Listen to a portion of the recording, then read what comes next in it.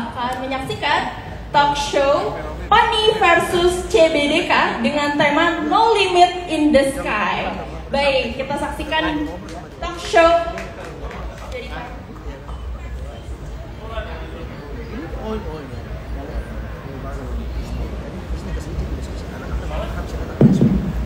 Halo, selamat siang semuanya.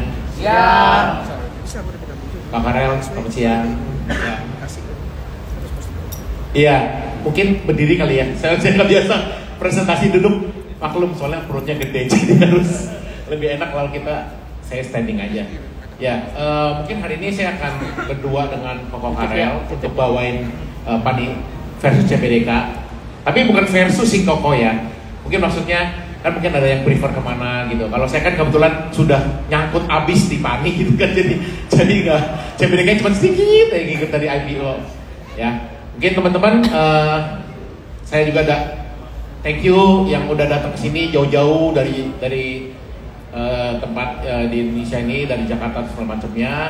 Terima kasih udah datang. Jadi sebenarnya sih saya mau sharing-sharing aja kenapa saya bisa ngambil Pani gitu kan ya. Mungkin teman-teman tahu karena kan saya ambil Pani ini kan sudah cukup lama ya, dari 2002 September saya. Oh ya, disclaimer on, ini nggak ada rekomendasi jual dan beli ya teman-teman ya. Jadi bukan kita mau rekomendasi jual beli, cuman kita sharing aja pengalaman. Misalkan kalau nanti suatu saat dalam perjalanan investasi teman-teman ada seperti ini lagi, jangan ragu-ragu seperti kami untuk ngambil all in di suatu emiten yang sangat bagus seperti contohnya Pani. Oke, nama saya Yato Hidayat atau Koyung, biasa disebutnya Cangcimen. Cangcimen ini simple sih, jadi kacang kuaci permen gitu. Jadi karena memang tukang ngoceh aja. Di Instagram saya suka sharing-sharing gitu kan ya. Dari tahun 2020 saya udah mulai sharing-sharing juga batu bara dan segala macam sampai sekarang all in-nya di Pani saya.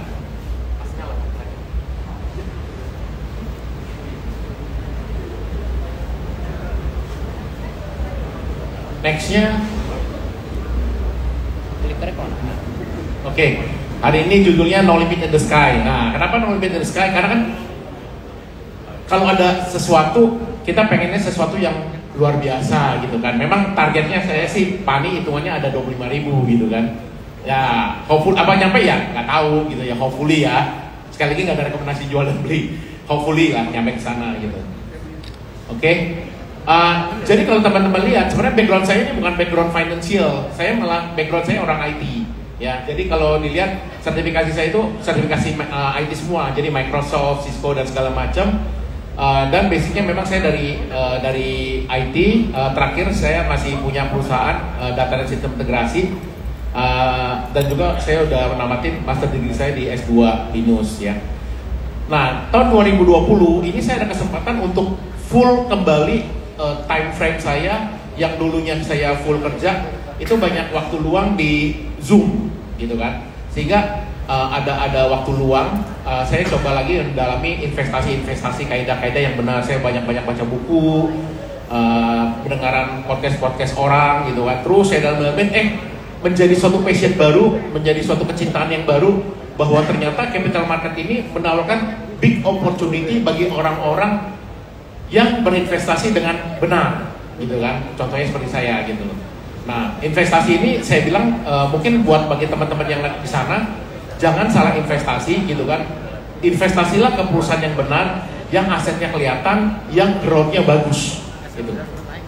Ya, terakhir ini background experience saya, jadi ada sekitar 8-9 ya, dan sekarang saya masih nyangkut di Pani dari Oktober 2022. Oke. Jadi sebelum ini saya juga suka ngisi podcast. Mungkin kalau teman-teman investor saham, saya suka ngisi podcast Ting ya. Ini udah dari 2 tahun yang lalu saya udah isi. Dan dari 2 tahun lalu saya udah spill tuh di podcast saya. Saya bilang emiten yang terletak kalau Bapak dan teman dari Puri Indah ke kanan masuk jalan tol, mentok aja belok kiri jembatan. Itu ada emiten yang angkat sangat bagus. Itu 2 tahun lalu saya udah spill.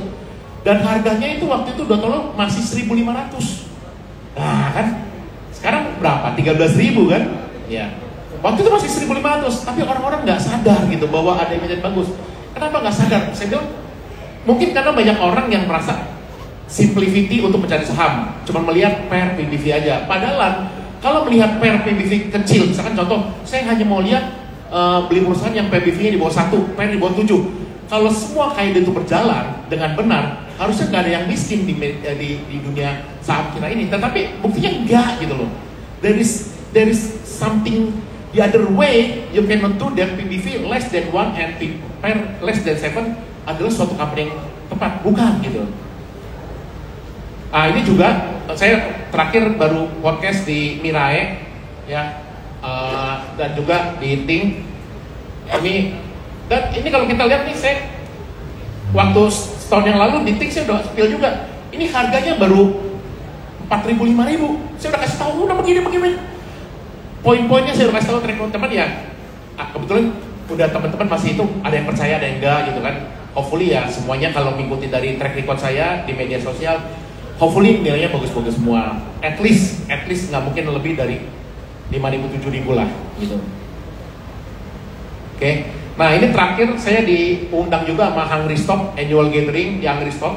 Ini saya bawakan juga investor gathering di sekitar Desember 2024. Ini saya ceritain pengalaman saya seperti ini aja, sharing gitu kan. Kenapanya. Ini saya sharing semua. Saya sih orangnya karena emang cak-cimen dia tukang kaca kuaci permen aja, suka ngobrol gitu kan. Jadi even sampai ada orang yang dari Irian Jaya gitu ya, dari Sulawesi, dari Belanda, investasi saham Indonesia saya ladenin, ngobrol aja karena kita teman ya, kita bukan jodoh gitu kan, kita berteman dengan niat baik, harusnya dapatkan hasil yang baik juga buat bersama gitu.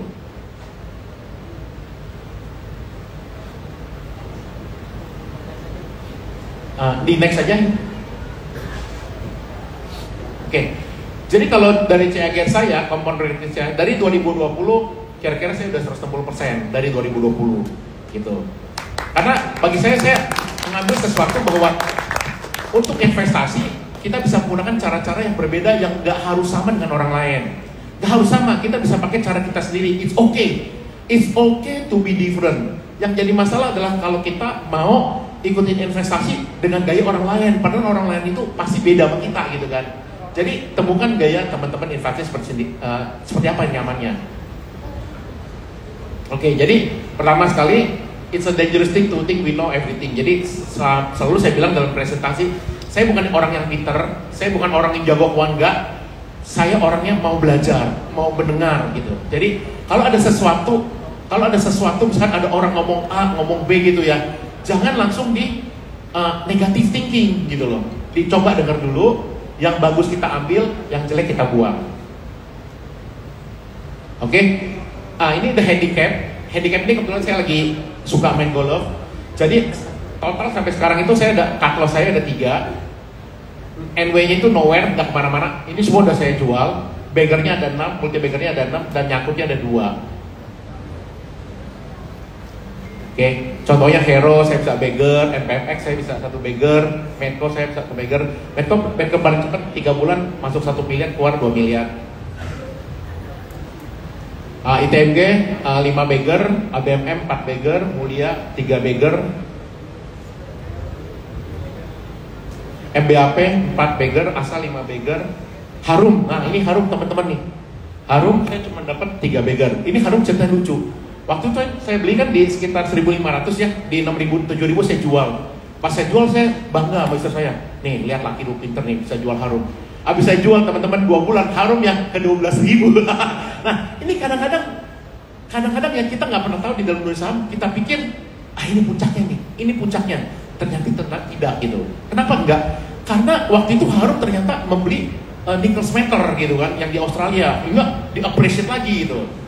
Nah kan kadang-kadang kayak mungkin di Stockbit kan kemarin stream Panik, wah Panik udah selesai, Panik setelah story-nya. Are you sure it's finished already? Nah betul ya? Oke, ini sakuter saya masih nyangkut di sini. Atau kata Bu Gesi, bukan nyangkut dong Pak Yanto, menyangkutkan diri, katanya menyangkutkan diri. Karena bagi saya the story is not yet finished gitu loh. Saya masih nyangkut di PIK 2 sama CBDK. Ya tapi nyangkutnya ketawa.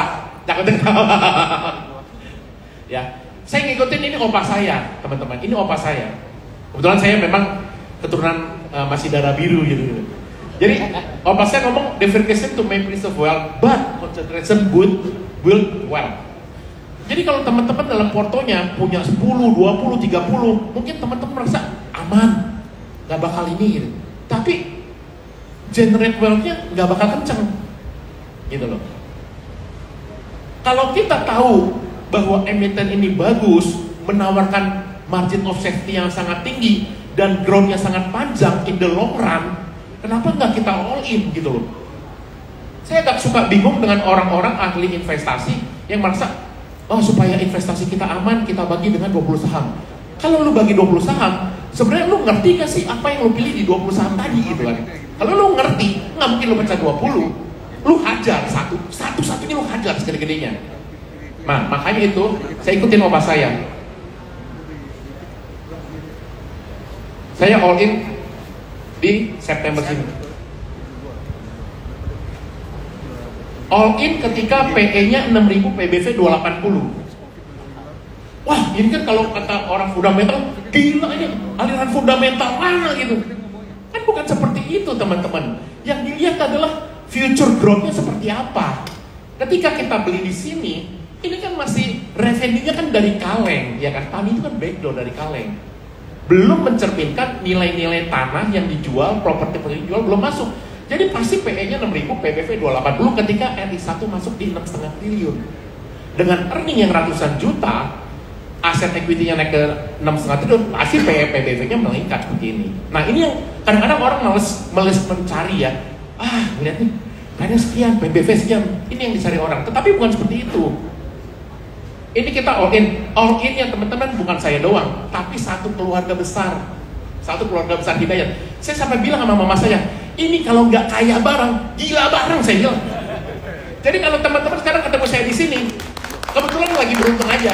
Kalau kan teman-teman ketemu saya di Tomang, di lampu merah, di mana anaknya, di mana itu. Tahu kan zaman Ucil tuh yang film-film Ucil yang orang gila gitu kan? Nah itu. Untungnya enggak gitu.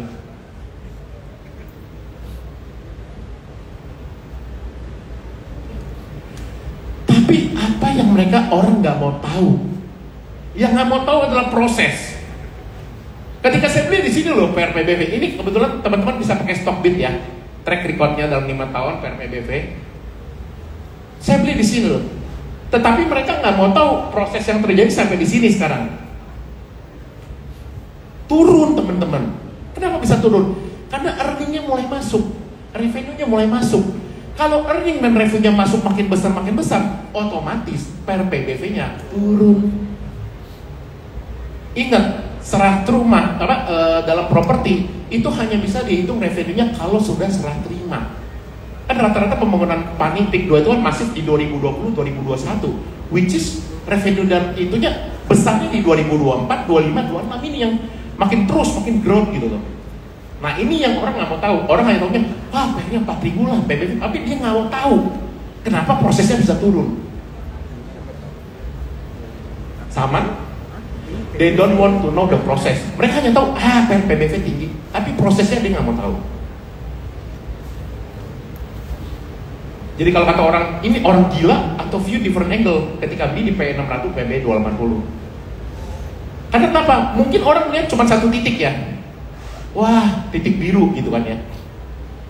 Tapi kalau teman-teman dalam investasi saham, menurut saya, coba kita lihat different angle. Kita lihat dari kiri, lihat dari kanan. Mungkin, ternyata ini pipa, bisa ngadep kiri, ngadep kanan, atau atas bawah. Coba kita tarik diri kita lebih jauh lagi, lebih ke belakang. Mungkin seperti ini.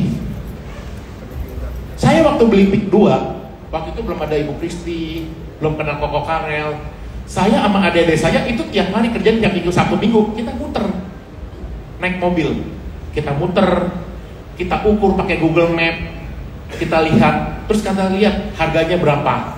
Oh, harga rata-rata 25 juta, 20 juta gitu kan. Wah, ini sih cuan gede nih gitu kan.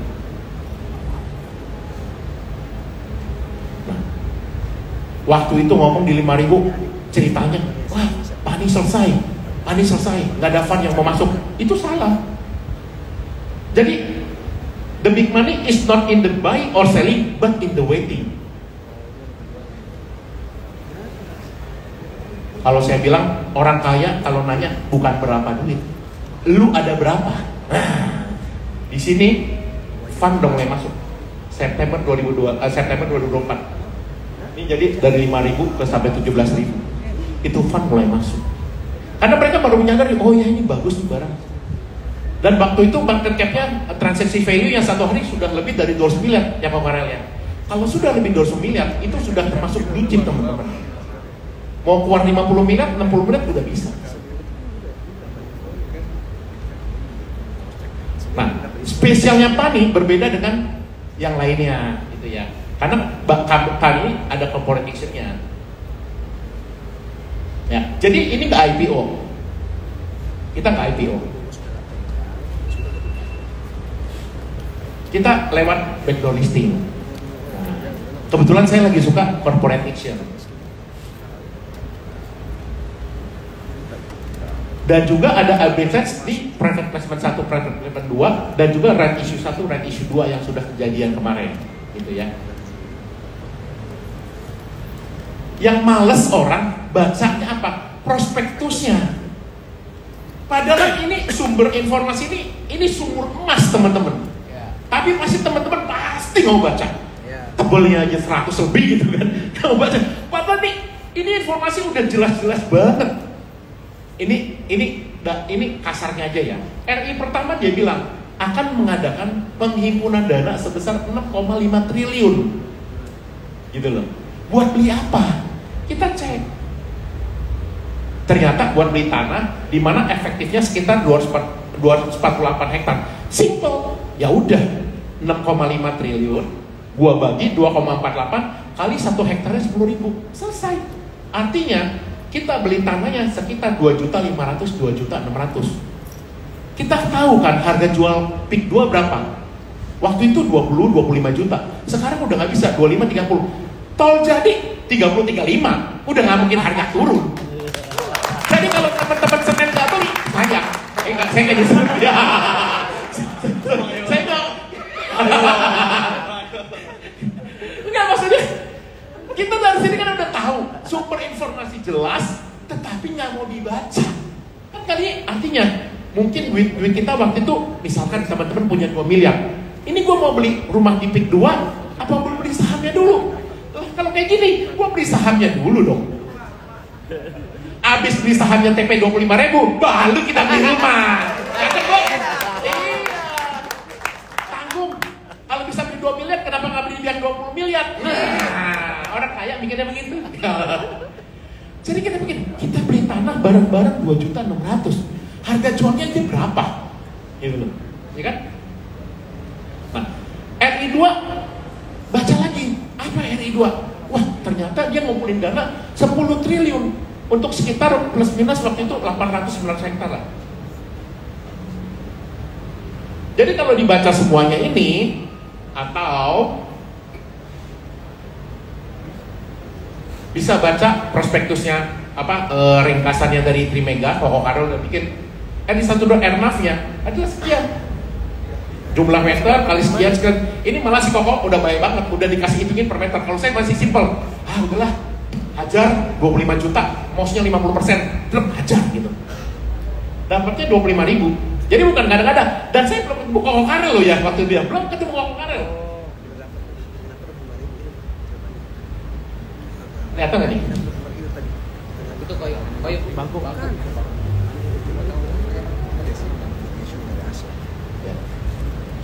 Kenapa saya bisa ngitung simple? Ketika NI2 terjadi sama PP, waktu itu PP1, PP2 belum ada, ya. Jadi waktu itu tanahnya masih 1.600 hektar. Ini tinggal simple aja. Average selling saya 25 kali 1.600, 450 T. Kalau dia 1.600 berarti 400 T. Kita bagi kira-kira 25.000 lah. Simple. Kira-kira aja langsung. Nggak usah ribet-ribet. Orang kaya mikirnya nggak ribet-ribet.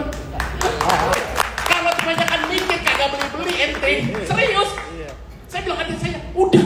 Waktu itu teman-teman, adik saya ada ceritain.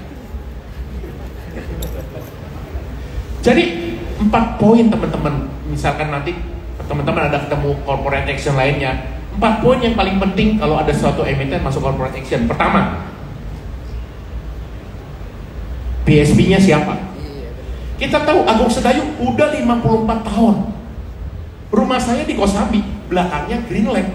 Saya dulu tahu ini bagaimana perumahan mati dibikin perumahan mewah. Saya waktu itu di Kosambi teman-teman, harga rumah cuma 300 juta. Pas green light jadi, harga rumahnya 1,5 M. Itu Kosambi, gara-gara green light. Dari situ saya udah punya pengalaman. Gila nih Agung Sedayu nih, jual rumahnya keren. Waktu itu kan zaman-zamannya Feni Rose ya, Senen naik. Sampai saya penasaran iseng, naik bener lu naik, gila lu. Itu kita bisa dasarkan pengalaman 54 tahun di bidangnya. Udah gitu PhD-nya bukan hanya papa saya, ada juga papi saya. Ya, Pak Agwan sama Pak Salim gitu kan ya, Pak Salim.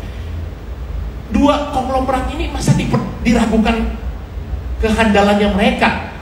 Pengalaman mereka sudah lama dan mereka sudah investasi Indonesia sangat besar. Berapa belas ribu, puluh ribu karyawan yang sudah mereka bantu sokong di negara ini. Saya bingung ketika ada orang sahamnya dibenci, yang saham konglomerat dibenci. Saya mikir, lu banyak bacot. Gaji lu cuma dipotong, bapak emak gua nih investasi udah puluhan triliun di sini masih dijerit-jerit. Harusnya kan kalau ada konglomerat yang investasi di negaranya sendiri di Indonesia, harusnya kan dibantu gitu loh, bukan dibenci. Saya bingung kenapa ada orang jahat mau caci seperti itu gitu loh. Gak ada yang dirugikan gitu. Contohnya saya di Kosambi itu rumah 3 juta. Ini tanya adik saya, pas ada green light langsung meningkat 1,5. Lah ini kan sekarang bentar lagi jalan tol jadi segala macam, akses lebih dipermudah segala macam. Apakah tidak mensejahterakan warga-warga sini? Kan yang dipikirkan harusnya positifnya gitu loh. Cuman yang namanya politik emang jahat gitu ya. Jadi main behind the gun-nya. Kok lewat? Kedua, asetnya mana? Gitu kan. Kita lihat asetnya di mana. Asetnya kita lihat. Kalau teman-teman ragu, kita bisa ke kantor pemasaran ini kita tanya. Saya itu kita tanya kan.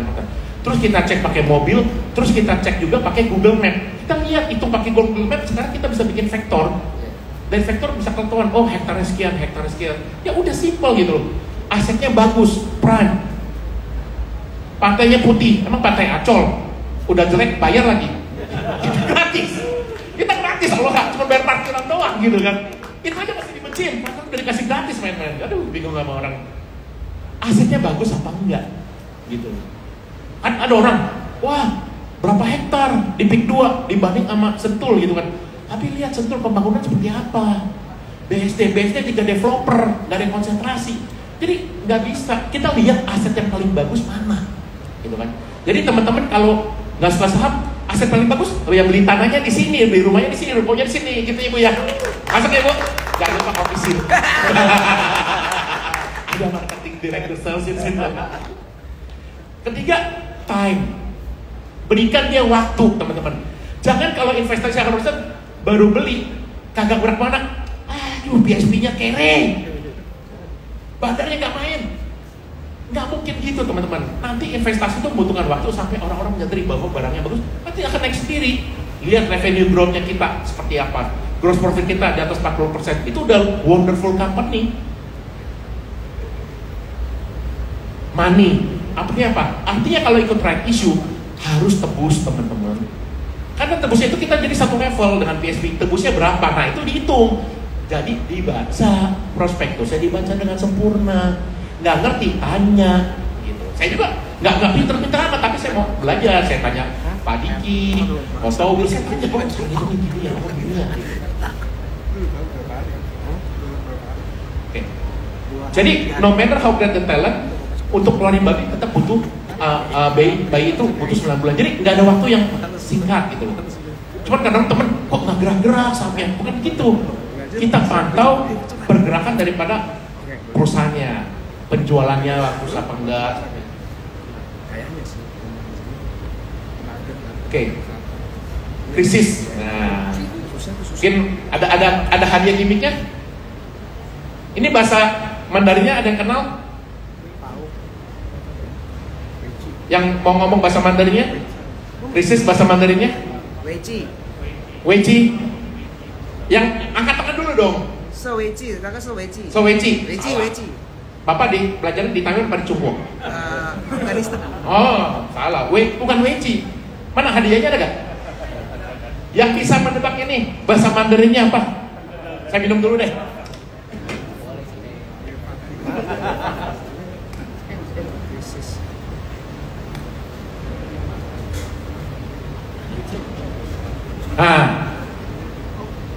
iPhone 17. Yang bisa menjawab ini. Ini kalau nggak bisa jawab, iPhone-nya buat saya aja Bu ya. Yang bisa? Simple loh, ini sering ngomong loh di gelodok orang-orang. Iya Pak? Weisien. Weisien. Weisien. Ya, itu artinya. Tapi bahasa Mandarinnya manggilnya apa? Weisien. Weisien. Weisien salah. Itu Taiwan. Ini kita mau yang cunggu asli. Weisien. Cek. Silakan teman-teman, ada yang mau coba jawab? Silakan. Oh, sebelah kanan dulu, sini dulu. Ya. Silakan. Siap? Artinya Pak? Wailing. Kayak nama tetangga saya Pak. Wailing. Oke, kita catat dulu ya Pak. Wailing. Oke. Weiqi, Weiling, salah. Ini pasti Weihua. Sebentar ya. Weiqi. Dikit bener. Tapi oke lah. Mungkin dua bapak itu nanti bisa ini ya. Ini bahasa Mandarinnya hayang. Bener. Orang mau bayar rumah, DP rumah nggak jadi. Salesnya ngomong apa? Hayang. Enggak, ini bercanda aja. Hayang. Jadi kalau kadang-kadang kalau kita kan, kok ban kempes, hayang. Enggak, ini WC. Ya. Jadi saya memang tujuan saya nanti mau bikin buku teman-teman. Kalau udah Pani 25.000 ada waktu senggang mau bikin buku. Nah, saya lagi ngejar chapter ya. Jadi memang WC itu adalah kita nggak pernah tahu ada sesuatu apa. Jika ada suatu masalah, selalu ada opportunity, gitu ya. Nah, ini kemarin sempat turun kan. Tapi ini opportunity bagi kami yang investor super keras. Kita ngeborong di sini. Beli lagi kita, nggak ada yang takut ya kita. Nah, ini papa saya bilang, kalau udah tenang gitu kan, keberuntungan bisa datang. Waktu mau cepet, wah bingung, ada apa? Gak ada apa-apa. Tidak ada perubahan fundamental di perusahaannya, kenapa harus takut gitu loh. Malah kemarin kan udah saya nyanyiin pakai dangdut. Kau yang memulai, kau yang mengakhiri. Nah, dia juga yang ngomong. Gak ada masalah, ya udah gak ada masalah gitu. Nah, ini udah alpaknya bilang tenang gitu. Dengan tenang, air yang teraduk-aduk dengan pasir mengendap sendiri menjadi jernih. Udah selesai. Nah, ini teman-teman waktu itu kita di ting kedua ya, ting satu atau ting kedua. Ini kita sebut Cingping TM ya, mas. Tim gila, tim orang gila. Di satu meja kita kumpul bareng. Saya udah step 25.000 ini. Itu ada. Ah ini. Di sini saya udah tulis dan saya nggak pernah cabut statement saya 25.000. Sampai sekarang, sampai kita bikin cetak baju. Yang mau bisa tolong hubungi Amin. Ini 5 Agustus 2023. Prospektus RI 2-nya udah keluar. Saya baca, wah gila. Karena kan kita tahu sendiri, Pani baru RI 1, RI 2, PP 1, PP 2 baru 1.800 hektar. Tapi kan teman-teman tahu sendiri di lapangan kan PIK 2 kan 6.000 atau banyak yang isu-isu beredar 6.000, 20.000, whatever lah. Gede banget itu. And it takes time gitu loh. Jadi saya bilang saya kasih premium lah untuk dua ini. Sama dengan Tokarev punya proses kasih premium, aku juga sama. Ya, survei, kita sering survei dari 1 Maret 2003 ini 1.200 kita survei. 24 Agustus 2023 harga 3.000, 9 September 2024 8.800. Dan hari ini kemarin per Jumat udah di 1.300. Saya punya klip lagi, nanti 15.000 kita keluarin lagi klip yang baru aja lagi. biar seruan aja. Oke, ini tolong katakan cakepnya ya teman-teman ya, tolong dibantu.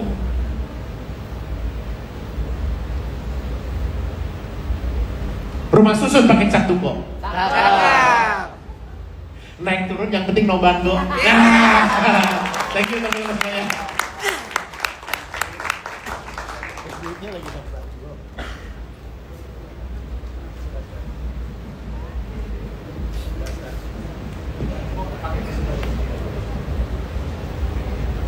Wah, thank you Koyanto presentasinya. Thank you juga ya, saya jadi Tom Holland ya. Dilihatin muka saya mirip lah ya. Jempolnya mirip lah ya. Oke, selanjutnya izinkan saya untuk mempresentasikan PANI dan CBDK. Saya beri judul The Game Changer. Ini berdasarkan kacamata fund manager dan foreign. Nah, jadinya tadi Koyanto udah menjelaskan PANI secara detail. Nah, kalau saya menjelaskan PANI dan CBDK mungkin secara business cycle and apa sih yang dilihat sama foreign investor dan fund manager. Oke, Bu, aku boleh.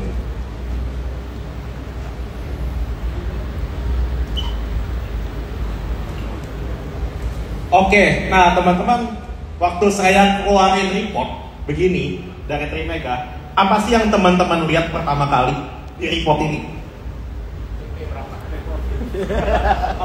Muka saya, oh iya, mirip Tom Holland emang, iya. Apa yang dilihat teman-teman? Langsung TP kok. Ini nih, TP. Nah, wah langsung pada ngitung tuh pakai kalkulator atau ngecek foto. Wah bisa berapa nih gitu kan? Wah saya punya segini bisa bigger. Nah, tapi teman-teman setelah melihat ini, teman-teman harus melihat ini.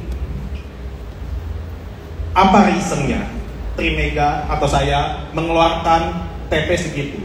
Nah, ini untuk PANI. Kalau CBDK juga saya buy juga dengan TP 15.800 dan ada reasonnya. Nah, teman-teman mungkin di sini nih gak kelihatan nih reasonnya apa. Saya zoom ya. Nah, ini adalah reason paling rangkuman reasonnya. Kenapa PANI dan CBDK di harga segitu dan saya memberikan TP di situ. Nah, teman-teman melihat ini ada yang ganjel nggak? Ada yang ganjel nggak? CBDK cuma 51%, PANI-nya kalau harga sekarang masih bisa satu megar lagi. Siap, benar kok ya. Wah, iPhone.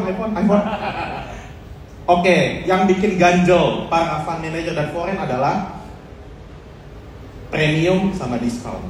Why PANI premium? Why CBDK diskon? Why PANI premium? Itu yang jadi bisa dibilang teori baru lah istilahnya. Karena nggak pernah selama ini perusahaan properti itu dihargai premium. Nah, saya mau jelasin kenapa PANI saya memberikan justifikasi premium. Sebelum saya menjelaskan, teman-teman, saya ingin nge-share juga. Saya kan analis properti di bisa dibilang sekarang 5 developers ya. Ada BSD, Ciputra, terus habis itu ada Pak Won, Sumarekon, dan yang kelima itu adalah PANI. Saya bisa dibilang ini sektor properti adalah sektor lama. Ya teman-teman ya, pernah booming di zaman dulu? Pernah. Kita sebagai investor harus tahu cycle-nya apa. Ya nggak teman-teman? Jangan kita invest, oh ya ini aja nih, karena revenue earnings growth, iya. Tapi cycle-nya gimana? Sektor ini cycle mainnya tuh gimana? Di sini saya mau jelasin, nih, historical. Sektor properti bukanlah sektor yang baru teman-teman. Sektor properti adalah sektor lama. Dia itu pernah booming di tahun 2010 sampai 2014. Peaknya, naik berapa teman-teman? 300-400%. Kenapa? Ada yang pernah coba ngecek apa yang terjadi selama 2010 sampai 2014? Komoditi boom? Yes, saya setuju. Kemudian apa lagi? Apakah cuma komoditi boom doang? Terus kenapa komoditi boom kemarin nggak main lagi? Sampai 300-400%. Nah, di sini saya coba breakdown ya. Pertama, untuk cycle property itu ada, kita pakai cycle namanya top down. Topnya apa? Topnya itu adalah interest rate. Interest rate itu yang suku bunga bisa dibilang. Jadi suku bunga di masa depan itu atau 1 tahun lagi, 2 tahun lagi itu apakah bertambah atau berkurang? Tapi apakah ini sesensitif itu kepada properti sektor? Karena kan biasanya kan langsung disambungin sama KPR ya. Oh ini properti yang pakai skema KPR, kalau misalkan rate-nya turun, wah langsung benefit. Sedangkan properti yang nggak pakai skema KPR itu biasa aja, nggak juga teman-teman. Jadi suku bunga ini mempengaruhi bisnis Indonesia, duit muter. Kalau ada duit muter, bisnis makin gampang, tentu disposable, bisa dibilang disposable income atau spendingnya itu makin besar, ya nggak? Teman-teman beli barang, mobil, rumah dan lainnya. Jadi interest rate itu bisa dibilang mempengaruhi semuanya. Nah ini topnya nih, makronya apa nih? Interest rate naik atau turun? Oke, terus kemudian kita ngeliat di bottomnya, outlook company-nya sendiri. Yang pertama, pre-sales. Nah, pre-sales itu bisa dibilang adalah revenue masa depannya developers. Jadi, misalkan kan sekarang kan banyak yang produk-produk yang lagi dijual ya kan. Produk-produk yang dijual, itu kalau misalkan teman-teman DP, nah itu dibukuin sebagai pre-sales company. Nah nanti pre-salesnya itu diubah atau di-convert ketika rumahnya itu sudah jadi dan sudah serah terima kunci. Nah itu baru jadi revenue. Nah cycle kedua adalah faktornya adalah land price growth. Tanah. Apakah tanahnya itu di sekitaran Jakarta misalkan, itu tuh naiknya kenceng kayak dulu? Apakah cuma naik 3%, 5%? Nah, kita harus ngeliat land price-nya itu apakah masih bisa growth atau enggak. Tentu dari pre-sales-nya yang sudah growth, land price-nya growth, revenue dan earnings-nya juga growth, ya kan?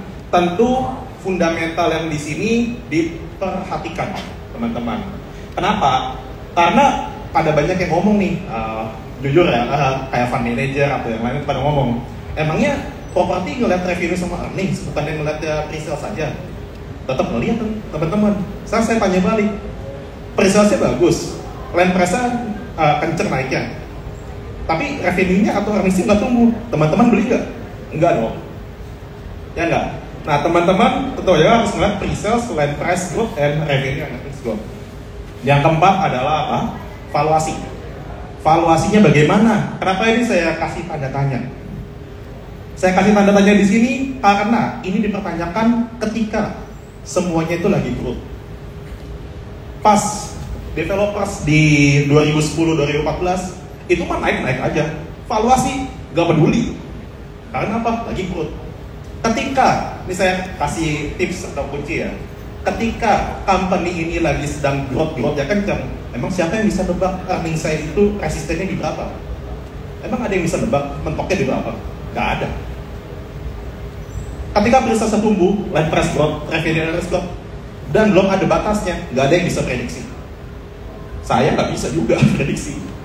That's why valuation saya kasih tanda tanya. Nah, tadi kan kita ngomongin makro, bottom up dan lainnya. Oke, ini saya memberikan outlooknya nih. Saya secara singkat aja. Nah ini teman-teman kalau ngeliat gambar ini, ngeliat apa nih? Nusantara, suku ya. Suku bunga. Suku bunga di kedepannya itu bagaimana? Singkat aja, buat kalau di next. Suku bunga diprediksi kan tadi semenjak COVID dan lain-lain itu kan sudah naik-naik terus ya.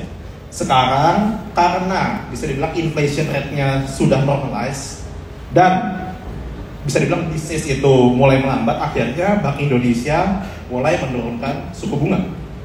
Jadi kita udah dapat nih checklist nih satu nih, suku bunga naik atau turun? Turun. Oke, boleh tolong next. Nah kemudian kita masuk ke faktor 1 sama 2 yang tadi di bottom, yaitu adalah pre-sales and land price. Pre-sales and land price ini bagaimana? Nah ini bisa dibilang ini kita membeli bisnis sebenarnya, membeli sama aja kayak membeli properti. Nah, bagaimana cara memilih properti, gitu kan? Apakah misalkan gini, kita datang ke developers, ya kan? Kita mau invest kan? Ya, kita juga harus mau dong beli produknya, ya nggak teman-teman? Teman-teman mau beli sahamnya tapi nggak mau beli produknya, ya saya gimana ya? Mendingan kalau misalkan teman-teman confident sama sahamnya, kalian itu juga ya kepengen juga nih beli produknya, ya nggak teman-teman? Betul, ya kan? Nah, teman-teman, ini saya selama 4 tahun ini sebagai equity analyst di megang properti sektor, ya saya tiap bulan ketemulah sama agen-agen properti yang top, yang legend dan lainnya, mungkin lebih dari 50 agent.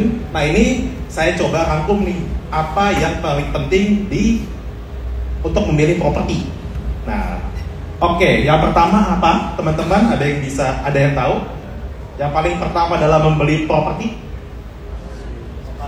Siapa developernya? Oke, siapa developer saya? Kedua? Lokasi. Itu semua benar teman-teman. Nah, kalau saya rangkum dari yang saya ngobrol dan saya pelajari semuanya, yang paling pertama itu adalah keamanan. Ya nggak teman-teman? Rumah teman-teman bisa dibilang ini ada satu developer semuanya bagus banget, punya lift lah, mewah lah, harganya semua 1M lah. Tetapi lokasinya banjir. Lokasinya suka ya banyak berisik lah atau banyak gangguan lah, nggak nyaman, nggak aman. Nah teman-teman mau beli nggak? Nggak kan? Nah yang paling pertama adalah keamanan.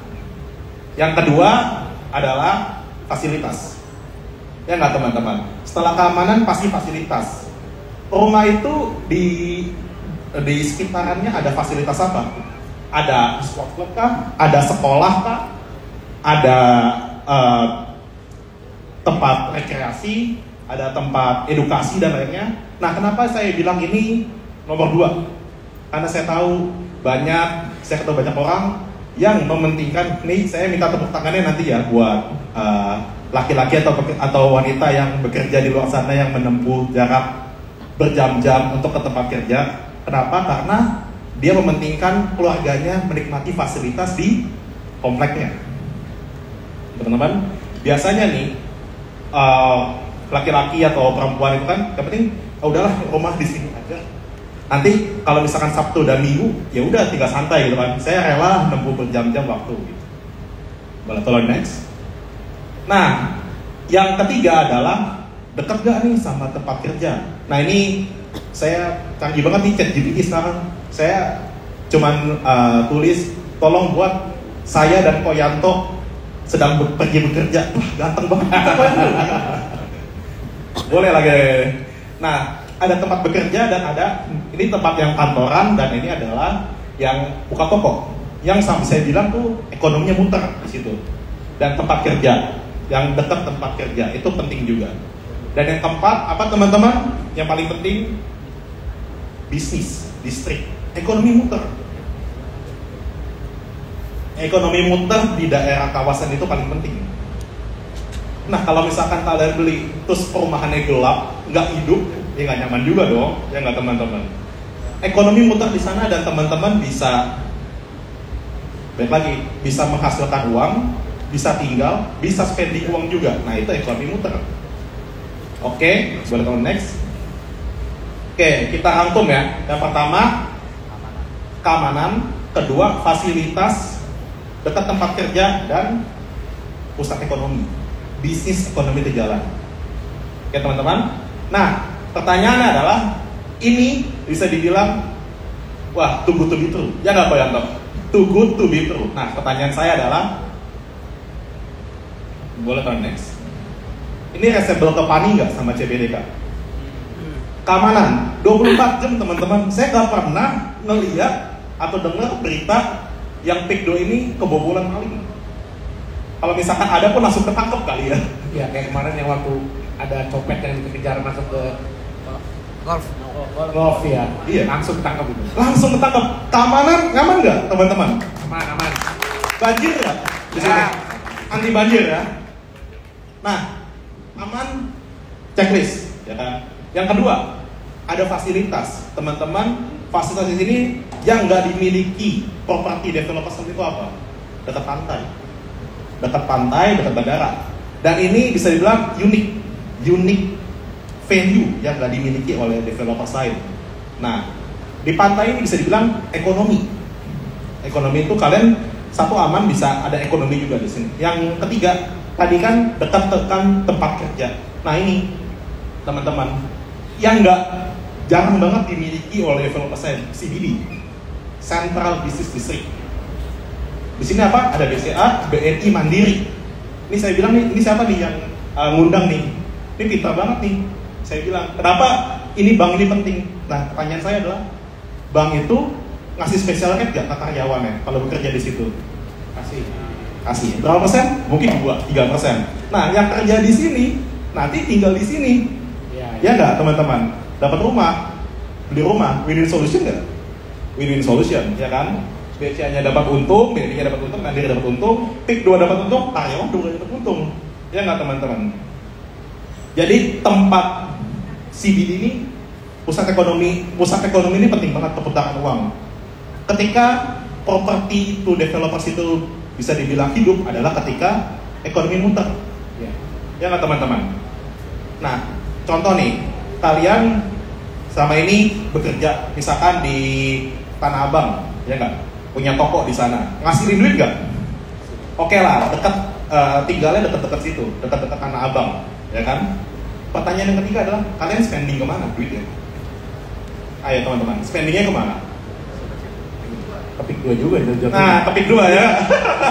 Ke mini house ya. Ketika kalian spending uang di sini, ya di sini ekonomi muter, ya nggak? Itu nggak dimiliki sama, bisa bilang sih jarang dimiliki oleh developer lain. Nah, pertanyaannya adalah teman-teman, dari keempat ini, teman-teman mau nggak beli properti di Panisa Baca BDK? Mau. Angkat tangannya. Mau. Ada yang mau? Saya sedang ngobrol sih. Oke, jadi setuju ya kalau misalkan produknya atau masa depan di Panisa BDK, produknya atau tinggal di sini bisa dibilang masa depannya bagus lah. Oke, setuju teman-teman? Setuju. Boleh dong saya kasih forecast presale saya. Oh, sorry, tambahan satu lagi.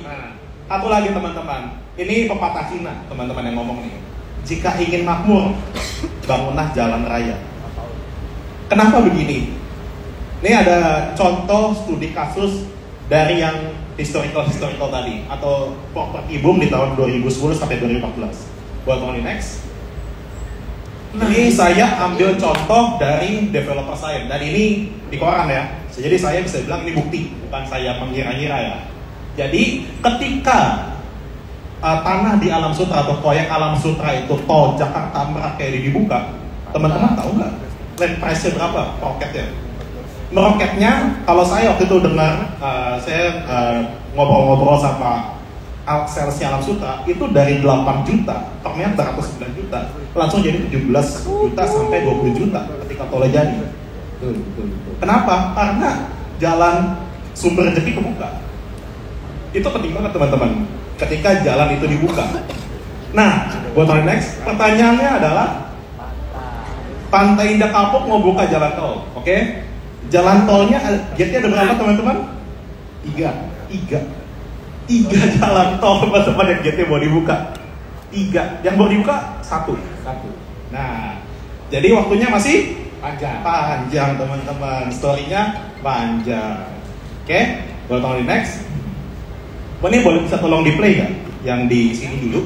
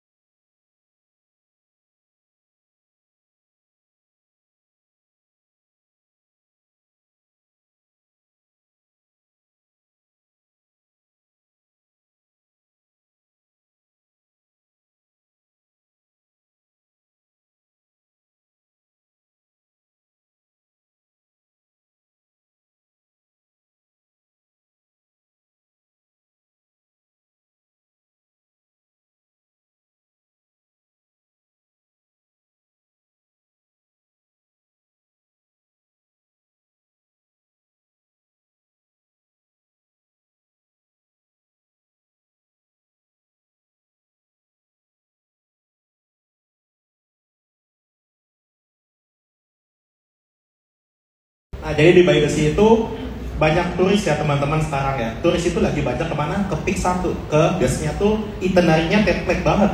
Datang ke sini, makan pagi sore, habis itu belanja di By the Sea, habis itu ke Tamrin, beli baju.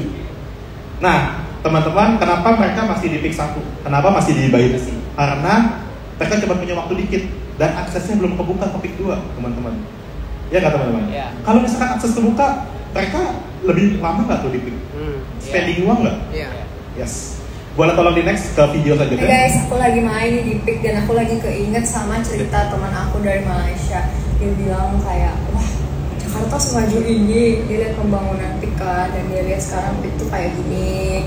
Terus dia lihat Jakarta ternyata maju banget. Jadi kayak, wah seneng sih di mata dunia paling enggak Jakarta atau Indonesia itu jadi kayak negara yang lebih maju. Gimana menurut kalian guys? Tepuk dulu, tangan dulu teman-teman. PIK gak cuma membawa FDI, membawa nama Indonesia juga nggak teman-teman? Maju nggak teman-teman? Teman-teman kalau beli produk di sini mau nggak? Oh. Amin. Boleh? Oke, tadi ketunda. Saya mau keluarin pre-sales target saya. Boleh tolong? Oke, pre-sales target saya di PANI dan CBDK. PANI itu saya expect di tahun 2025 itu di 7,5 triliun, 2026, 27, 9 T, 10,8 T. Nah, CBDK juga 2,1, 2,5, 2,8, 3,2 T. Nah, pertanyaannya adalah, kan pada banyaknya ngomong nih, value investing dan lainnya kan ya. Sebenarnya value itu apa sih? Gitu kan ya. Value itu yang paling mahal di IDX adalah terus bertumbuh. Jarang banget company yang terus bertumbuh yang listing di bursa. Jarang banget. Itu sedang a few lah, jarang banget. Nah ini PANI, teman-teman tarik dari 2024 ke 2027 itu bertumbuh terus. Dari 2001 2007 emang growth-nya berhenti? Enggak kan? Teman-teman bisa forecast ini berhenti jadi mana? Enggak, saya juga nggak bisa. Apakah masih tetap terus? Bisa. Pasti tetap terus jadi. Soalnya gap-nya masih ada 3. Boleh kalau next lagi? Tadi kita sudah melihat pre-sales and pre-sales and growth outlook-nya. Tentu saja yang tidak kalah penting adalah finansialnya teman-teman. Setelah pre-sales kan bisa nggak nih di-convert jadi revenue and earnings? Tentu bisa. Dari ini untuk PANI ya. PANI itu kita ngelihat di 2024 emang saya fokus di 3 T. Bayangin teman-teman dari 2020 cuma 180 bio, 24 3,3 T. Sorry, 3,3 T. 2027 6 T. Ini fokus saya. Itu revenue ya. Earnings menyusul. Inline lah bisa dibilang. Dan teman-teman, waduh kenapa nih? Waduh. Oke, nah, teman-teman. Nah, kalau kita ngeliat di PANI dan boleh kalau next CBDK. Nah, CBDK juga bertumbuh. Yang menariknya apa teman-teman? Dibagi dividen. Jadi teman-teman teman-teman udah beli, nunggu dapat dividen juga. Walaupun emang dibilangnya dividennya kecil gitu-gitu. Tapi setidaknya dia bagi dividen dan memperhatikan investor. Dia nggak lupa sama teman-teman. Betul. Ya nggak? Oke, boleh tolong di next. Jadi remember the factor teman-teman. Boleh tolong di next. Apa yang menyebabkan secara historical sektor properti di tahun 2010 sampai 2014 itu boom? Yang pertama apa teman-teman? Pre-sales, growth. Ketika lagi growth kencang dan nggak ada yang tahu batas forecastnya, batas resistennya, ya udah, nggak ada yang bisa tahu valuasinya. Oke? Yang kedua, land price, growth. Alam Sutra waktu itu dia tuh darling banget di sektor properti waktu itu sahamnya. Kenapa? Land price-nya hampir double. Ya nggak teman? Kalau land price-nya naik, tentu aja marginnya naik gak? Revenue earnings-nya naik gak? Oh itu saya telepon papa saya dulu, sebetul naikin harganya. Yang ketiga, tentu transit ke earnings gak teman-teman? Tentu, ya kan? Yang keempat, tadi interest rate-nya gimana? Ya, moderate to low lah. Itu yang menyebabkan sektor properti itu booming di tahun 2010-2014. Jadi, remember the cycle? Ada nggak ini reflect ke PANI CBDK? Yes. Kalau next. Valuasi, yes valuasi. Di sini tadi saya ada sedikit beda sama Koyo karena saya update sedikit lah tadi tentang habis RI2 ya. Jadi di sini teman-teman saya memberikan harga premium ke NAV. Nah teman-teman boleh tolong cek developers mana yang punya semua faktor tersebut di IDX. Kalau ada, saya juga nggak bisa kasih premium. Tapi masalahnya PANI CBDK menurut saya satu-satunya yang punya faktor-faktor tersebut. That's why I give the premium. Oke. So next. CBDK juga, kenapa, baik lagi, kenapa CBDK nggak premium juga gitu kan ya? Baik lagi, buat saya, Pak CBDK baru IPO, satu yang pertama. Jadi liquidity-nya itu belum terbentuk juga ya kan. Dan yang ketiga adalah, menurut saya adalah yang paling impactful, yang paling gede impact-nya dari jalan tol itu adalah PANI, karena land bank-nya gede banget gitu kan ya. CBDK juga gede, CBDK juga nikmatin ya kan. Tapi kalau saya melihat kan bigger impact-nya kemana, ya nggak teman-teman? Ke PANI. Boleh tahun next. Other factors-nya, liquidity teman-teman. Liquidity itu mahal loh teman-teman. Coba teman-teman lihat developers lain, liquidity-nya berapa dibandingkan dengan PANI? Beda jauh nggak? Beda jauh. Dan PANI semakin gede market cap-nya, semakin liquid. Akhirnya institusional dan foreign itu bisa masuk. Jadi kalau pada dibilang nih, market cap-nya gede, berat banget naikinnya, gorengnya gitu-gitunya gak ada goreng-gorengan, gak ada apa-apa. Which is ini benar-benar fundamental yang tadi saya ceritain. Saya suka banget dapat protes tuh, gorengan gak ada fundamentalnya. Wih, ada earnings sih gak? Ada. Cuman masalahnya apa? Fundamentalnya apa? Mahal atau murah aja gak? Fundamental itu cuma masalah mahal atau murah. Ya nggak teman-teman? BCA mahal nggak kalau secara fundamental? Mahal. Berapa? 4 kali PBV. Terus banyak juga yang ngomong, saya nggak suka saham Konglo karena goreng. Kan biasanya nggak Konglo. Ayo, biasanya Konglo nggak? Konglo. Kenapa kalian nggak benci? Kenapa kalian malah suka? Kenapa biasanya share price naik terus? Karena growth terus. Ya nggak? Karena growth terus nggak ada yang tahu batasnya. Akhirnya apa? 4 kali PBV. Ya nggak teman-teman? Boleh tahun next. Makanya dalam memilih saham saya selalu sesuai dengan kata Kokarel, saya cari yang growth teman-teman. Karena kalau baca buku Peter Lynch itu kan ada 6 kategori, tapi fokuslah di 3 perusahaan. Yang satu turnover, kedua cyclical, ketiga adalah growth. Growth ini yang akan dicari karena ketika kita mau investasi kan bukannya mau investasi 1, 2, 3 tahun, tapi kita dalam 5-10 tahun ke depan. Contoh kasus growth yang gagal Unilever. Kita lihat kemarin laporan Q4 melambat. Oh ya, melambat kok. Koreksi sedikit. Melambat. Masalahnya ngapain beli Rinso yang udah mahal? Orang pasti belinya kan ekonomi lagi di bawah kan lagi slow down. Pasti dia akan cari third party yang bisa itunya. Jadi Unilever kehantam, growth-nya turun ya. Setuju. Dan baik lagi, Indonesia itu negara apa teman-teman? Negara berkembang. Otomatis kita nyari perusahaan yang berkembang. Itu udah paling gampang sebenarnya.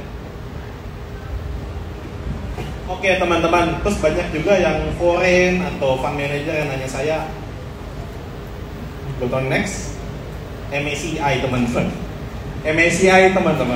MSCI kapan nih, Pak? Kapan nih bro? Gitu kan MSCI. Nah ini baik lagi ya, buat saya semua saham itu bisa masuk MSCI, eligible. Cuman emang ada requirement-nya nih dari MSCI nih, ya kan? Kan banyak juga yang hitung bagaimana dananya. Dan ini informasinya publik kok di MSCI, bisa di-download di internet ya. Jadi ini bukan insider atau apa-apa ya. Nah, based on the latest report di MSCI di Februari 2025, free float to market cap minimal adalah 1.544 juta USD atau implied ke pakai kurs 16.310 itu di 25.183. Itu batasnya si MSCI ya kalau mau masuk ya, batas minimumnya. Nah tapi teman-teman, PANI itu ownership-nya di bawah 15%. Jadi menurut MSCI harus dikali 1,8 kali nih, 1.8 times. Jadi teman-teman 25 T tersebut harus dikali sama 1,8. Jadi minimum free float market cap-nya adalah 45,3 triliun. Nah, ini hitung-hitungannya, teman-teman.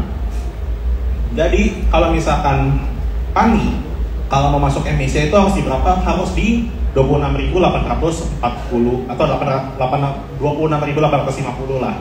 Secara gampangnya, dibuletin ya. Nah, ini teman-teman perhitungan minimum untuk masuk MSCI ya. Tapi bukan yang kayak, wah abis ini TP dong, gitu enggak. Ya nggak tahu saya mah, gitu kan ya. Kalau misalkan emang company ini bertumbuh terus ya bisa lebih dari 26.000 nggak? Ya bisa, kenapa enggak? Nggak ada yang tahu batasnya. That's why, go to next. This is the sesuai tema hari ini.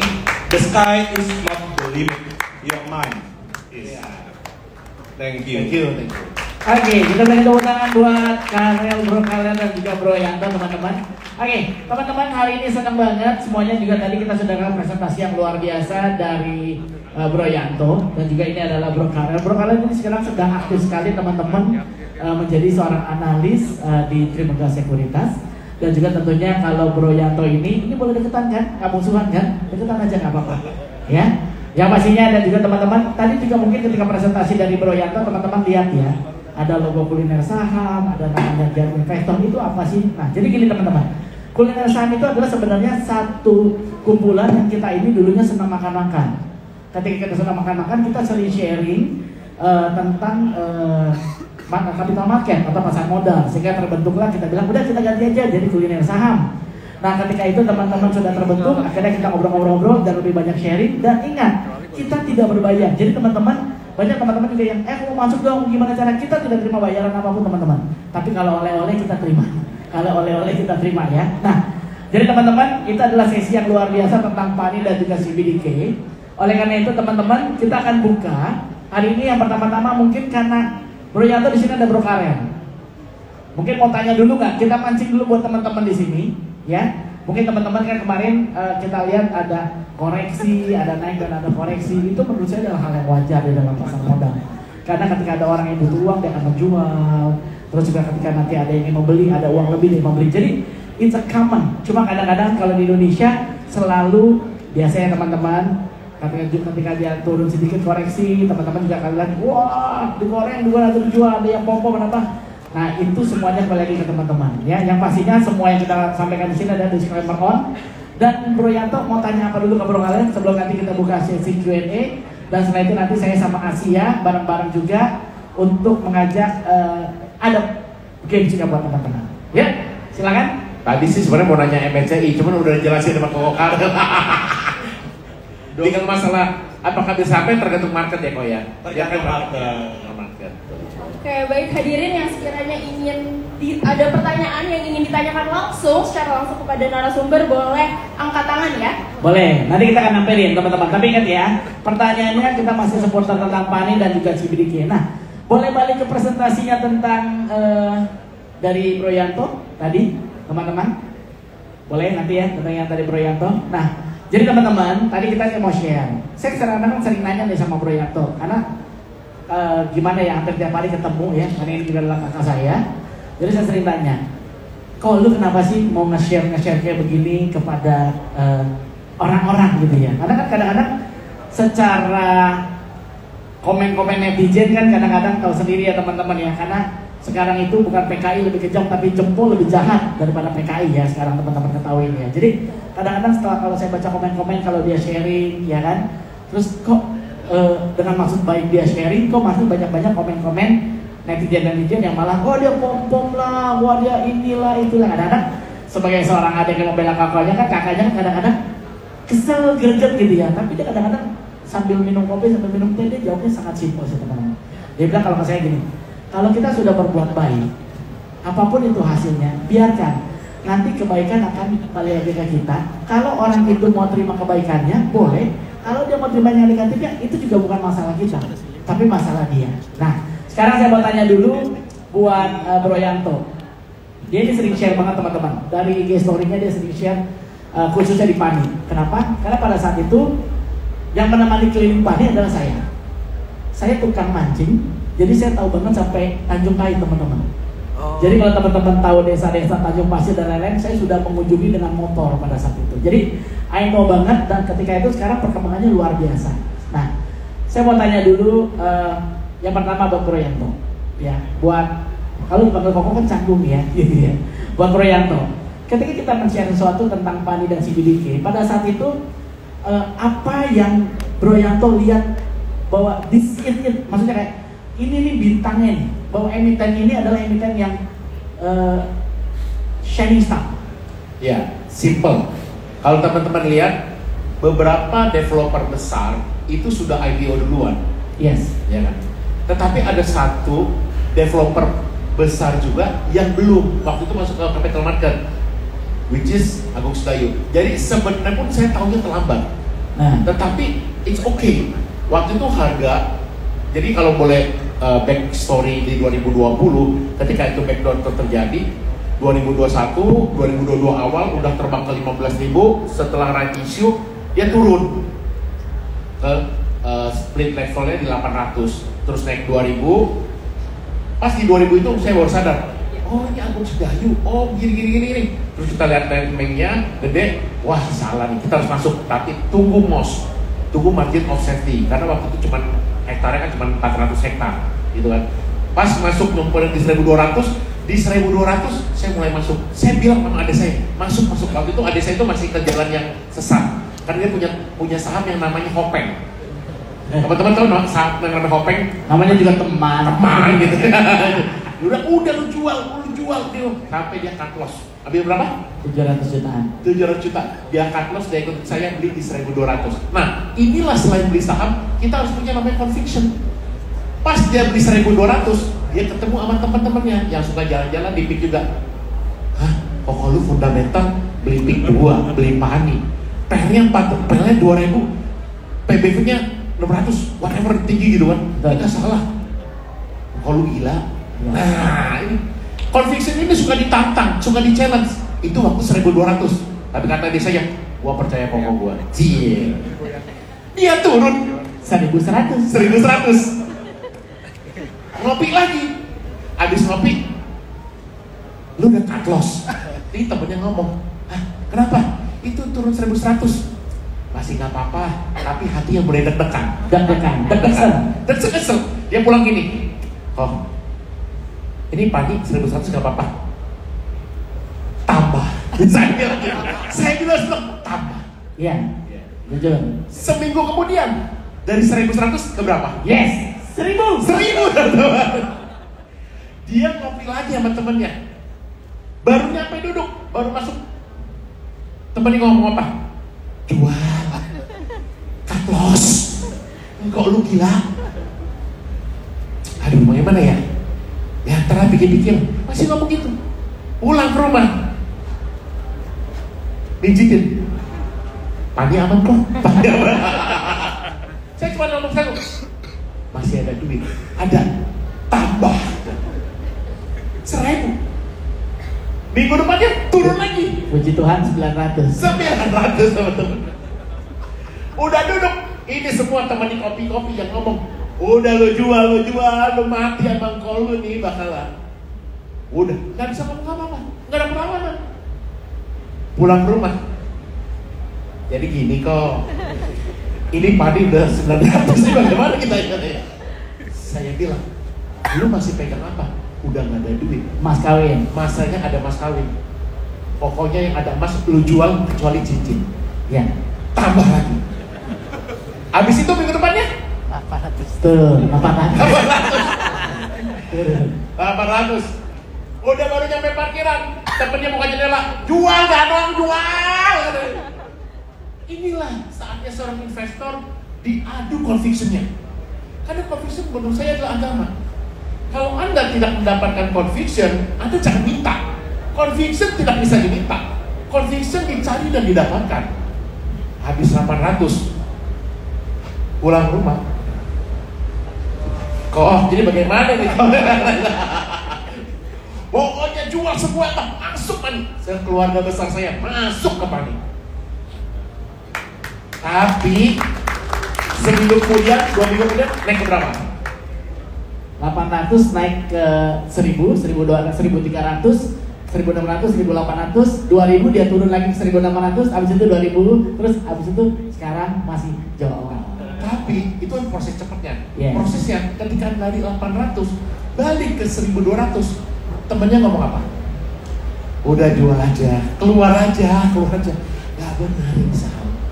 Tapi conviction itulah saatnya kita diuji sebagai seorang investor.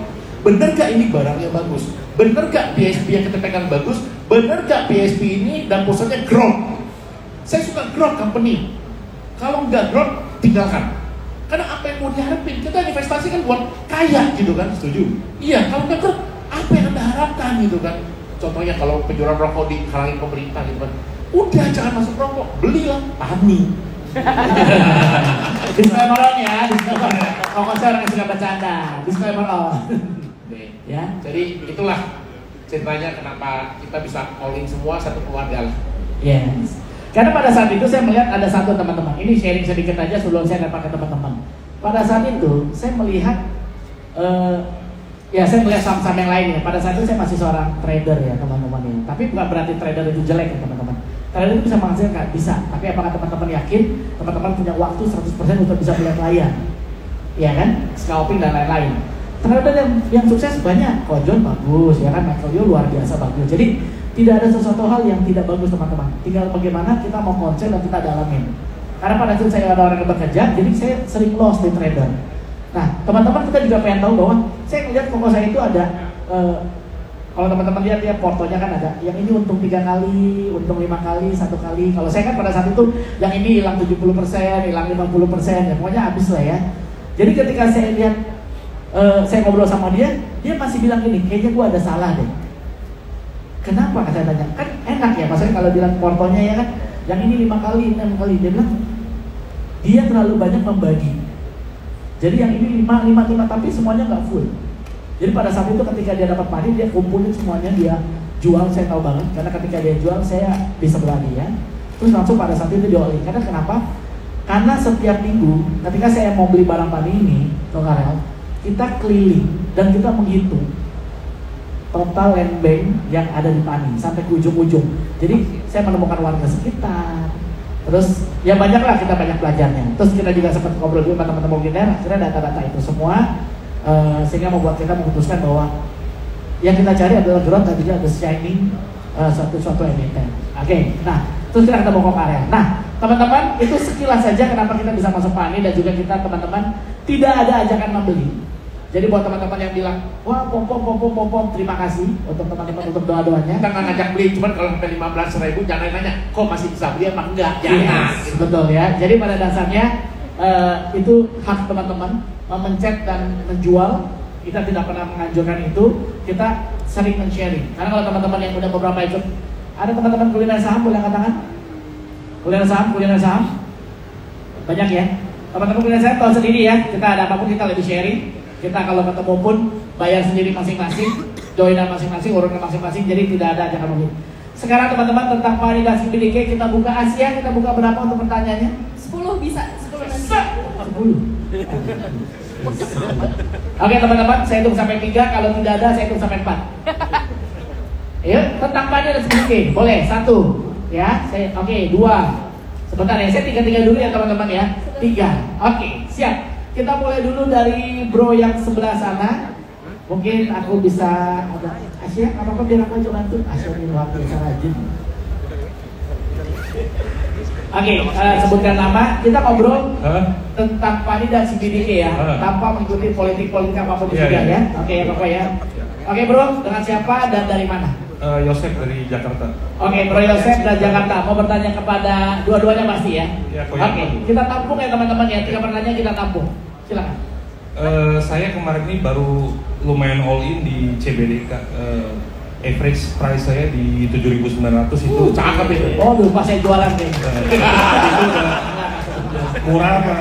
Sama target price-nya berapa buat CBDK? Oke, kita catat ya. Oh, kalau pakai target price itu berbayar.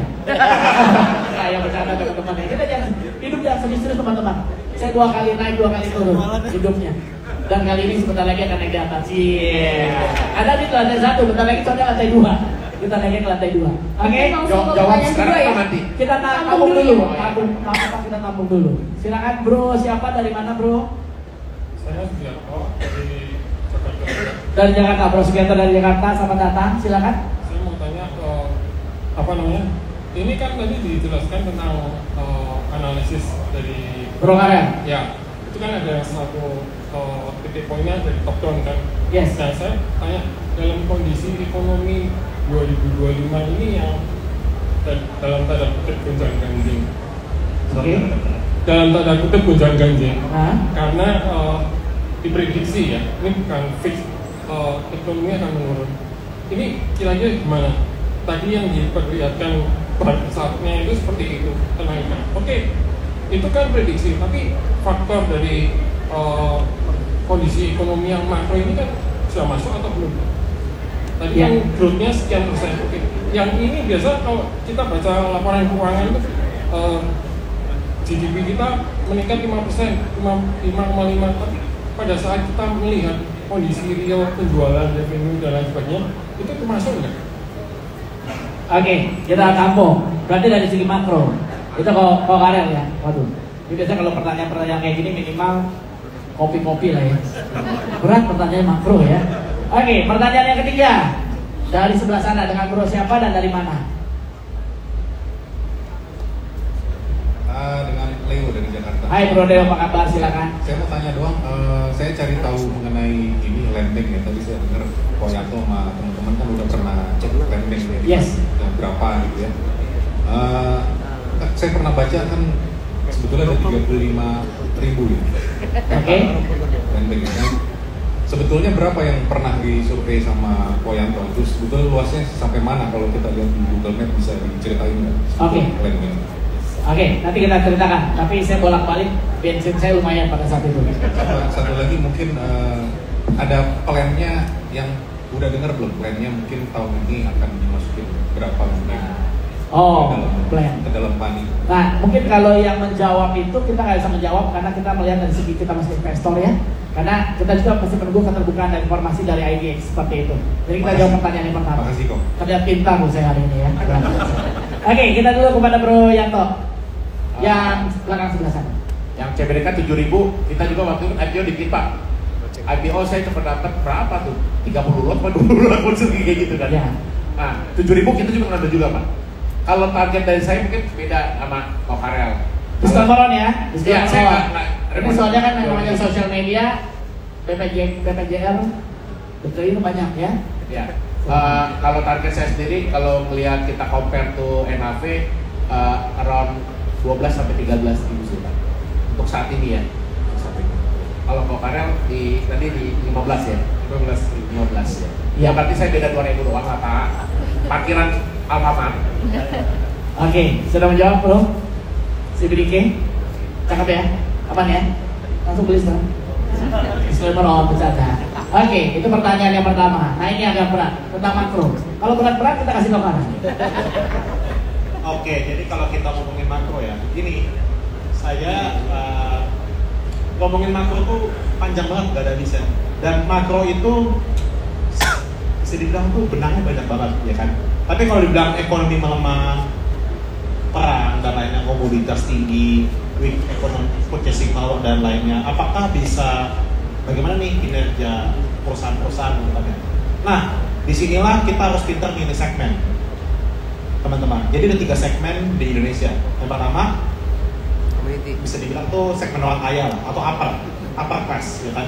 Kedua middle, yang ketiga low, ya kan. Kita mau pilih yang mana nih?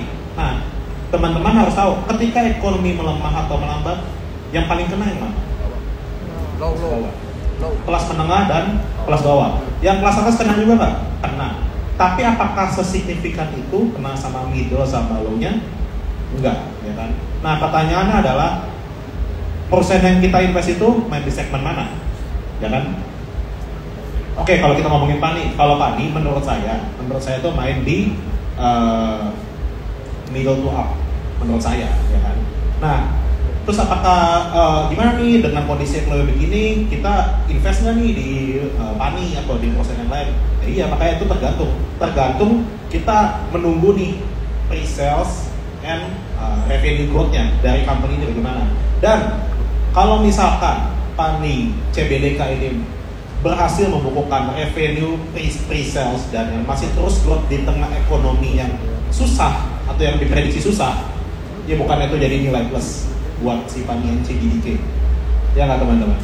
Kalau menurut saya itu seperti itu. Kalau misalkan, ya saya juga forecast kan, namanya juga forecast itu bisa ada error, pasti ada miss error. Misalkan tiba-tiba perang dunia yang ketiga gitu kan nggak ada yang tahu gitu kan ya.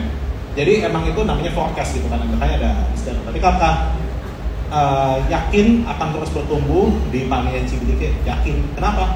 Karena faktor-faktor tadi yang saya tadi presentasikan. Dari segi petik dua itu aman, terus habis itu fasilitasnya lengkap, tempat kerja juga oke. Nanti di sini banyak perusahaan-perusahaan besar yang masuk ke sini. Yang keempat ekonomi di sini muter sekali. That's why I believe Pani and CBDK akan terus bertumbuh. Mungkin saya bisa tambahin. Kalau Pani sendiri saya setuju dengan Kokarel, dia mainnya di medium ke apa, dimana harganya kan mulai sekarang yang terkecilnya kan di 900-an ya, yang rumah Kalibasar kan rata-rata itu medium ke atas bisa dibilang. Nah, surprisingly Pak, kemarin saya ambil visa Pak, dibilang negara kita lagi nggak ada duitnya, tapi Pak, saya ngambil visa Schengen itu penuh Pak, semuanya pada ngambil visa. Ada yang ke Italia, ke Jerman, Belanda, segala macam. Itu ke Jepang aja kemarin kalau Bapak lihat trafficnya, itu Jepang Pak, pesawat kita nggak ada Pak, udah habis sampai ke Jepang. Serius ini. Jadi memang yang kena, yes, it's an effect of the economic itself gitu. Tetapi yang masalahnya medium ke atas itu fine-fine aja gitu. Walaupun ada hitnya. Pasti semua kena. Tapi yang paling terdampak yang mana? Sampai saya nyari pesawat itu nggak dapet. Pulangnya yang dari Dubai ke Indonesia on that time gitu. Jadi kadang-kadang kok kita bisa? Iya, tetapi untuk segmen tertentu kita bingung. Ini orang Indonesia pada keluar negeri semua. Itu sih yang saya amati sih Pak. Oke. Gimana? Jawab bro? Siap ya? Jadi teman-teman, pertanyaan dan juga jawaban ini semuanya bersifat disclaimer on ya. Jadi buat teman-teman, kita akan membahas dan juga kita akan menjawab sesuatu yang kita tahu ya. Pertanyaan yang ketiga untuk total land bank ya. Total land bank sebelum Tanjung Pasir Putih dibuka, malah dulu saya tempat ke tanah-tanah merahnya tuh Pak.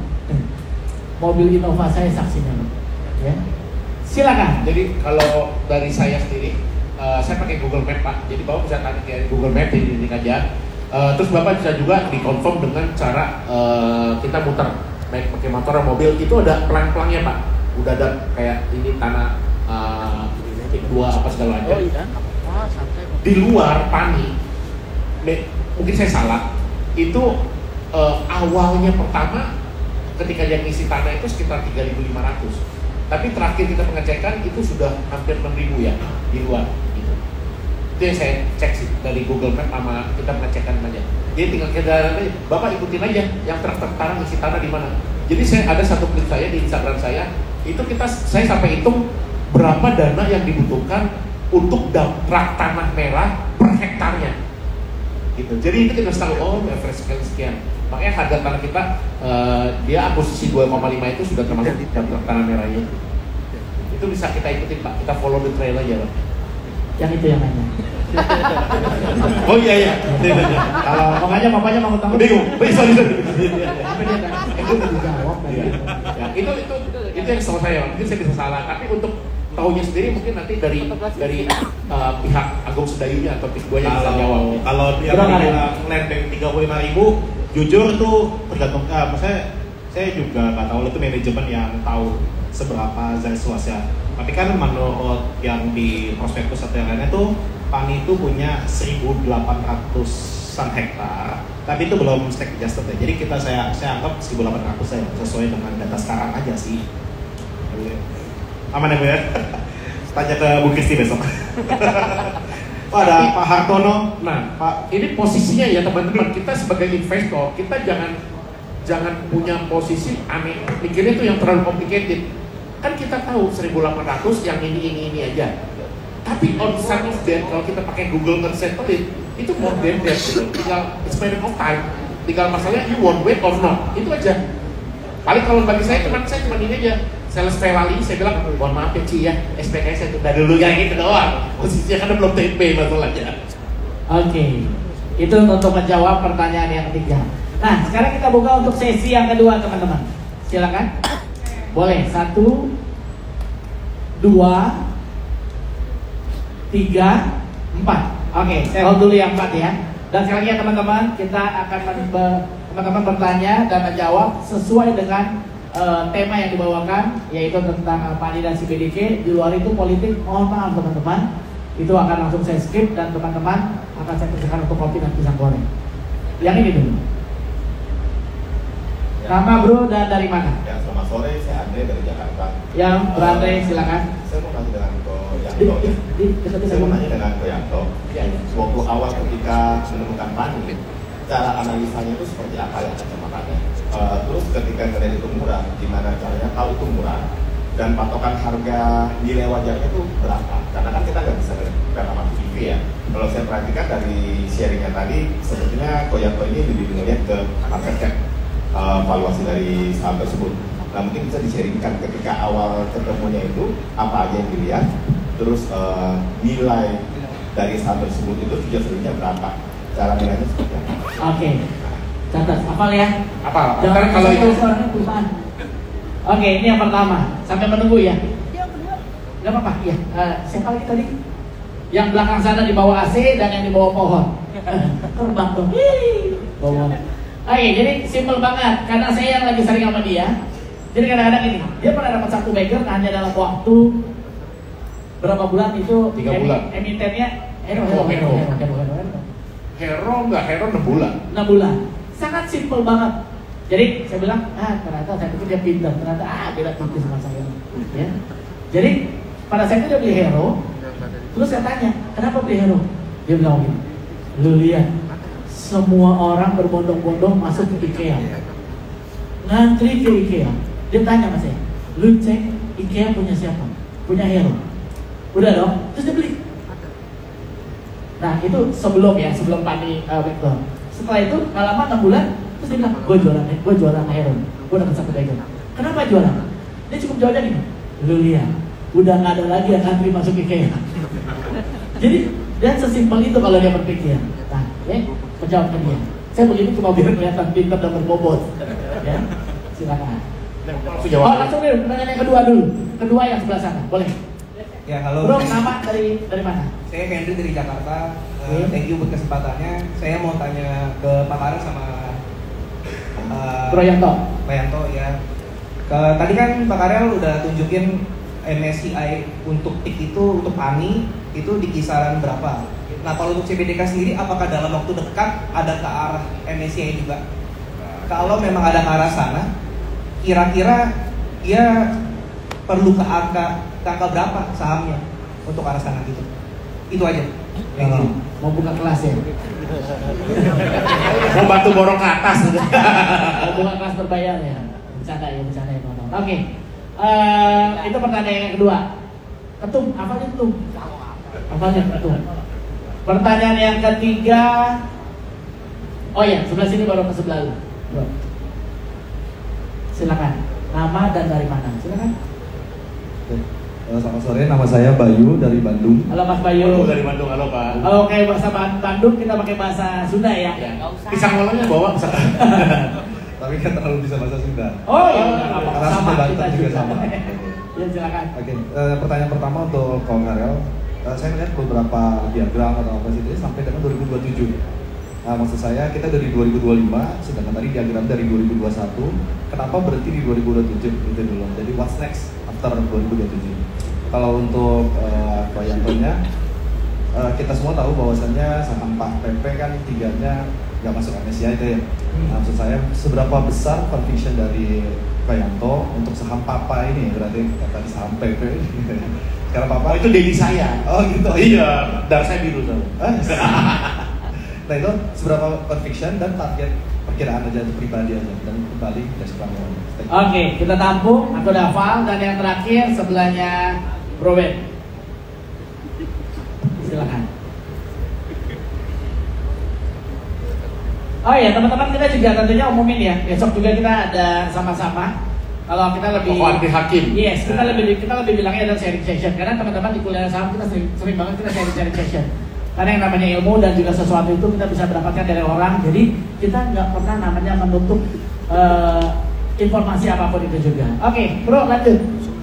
Pertanyaan yang keempat. Ya, cek.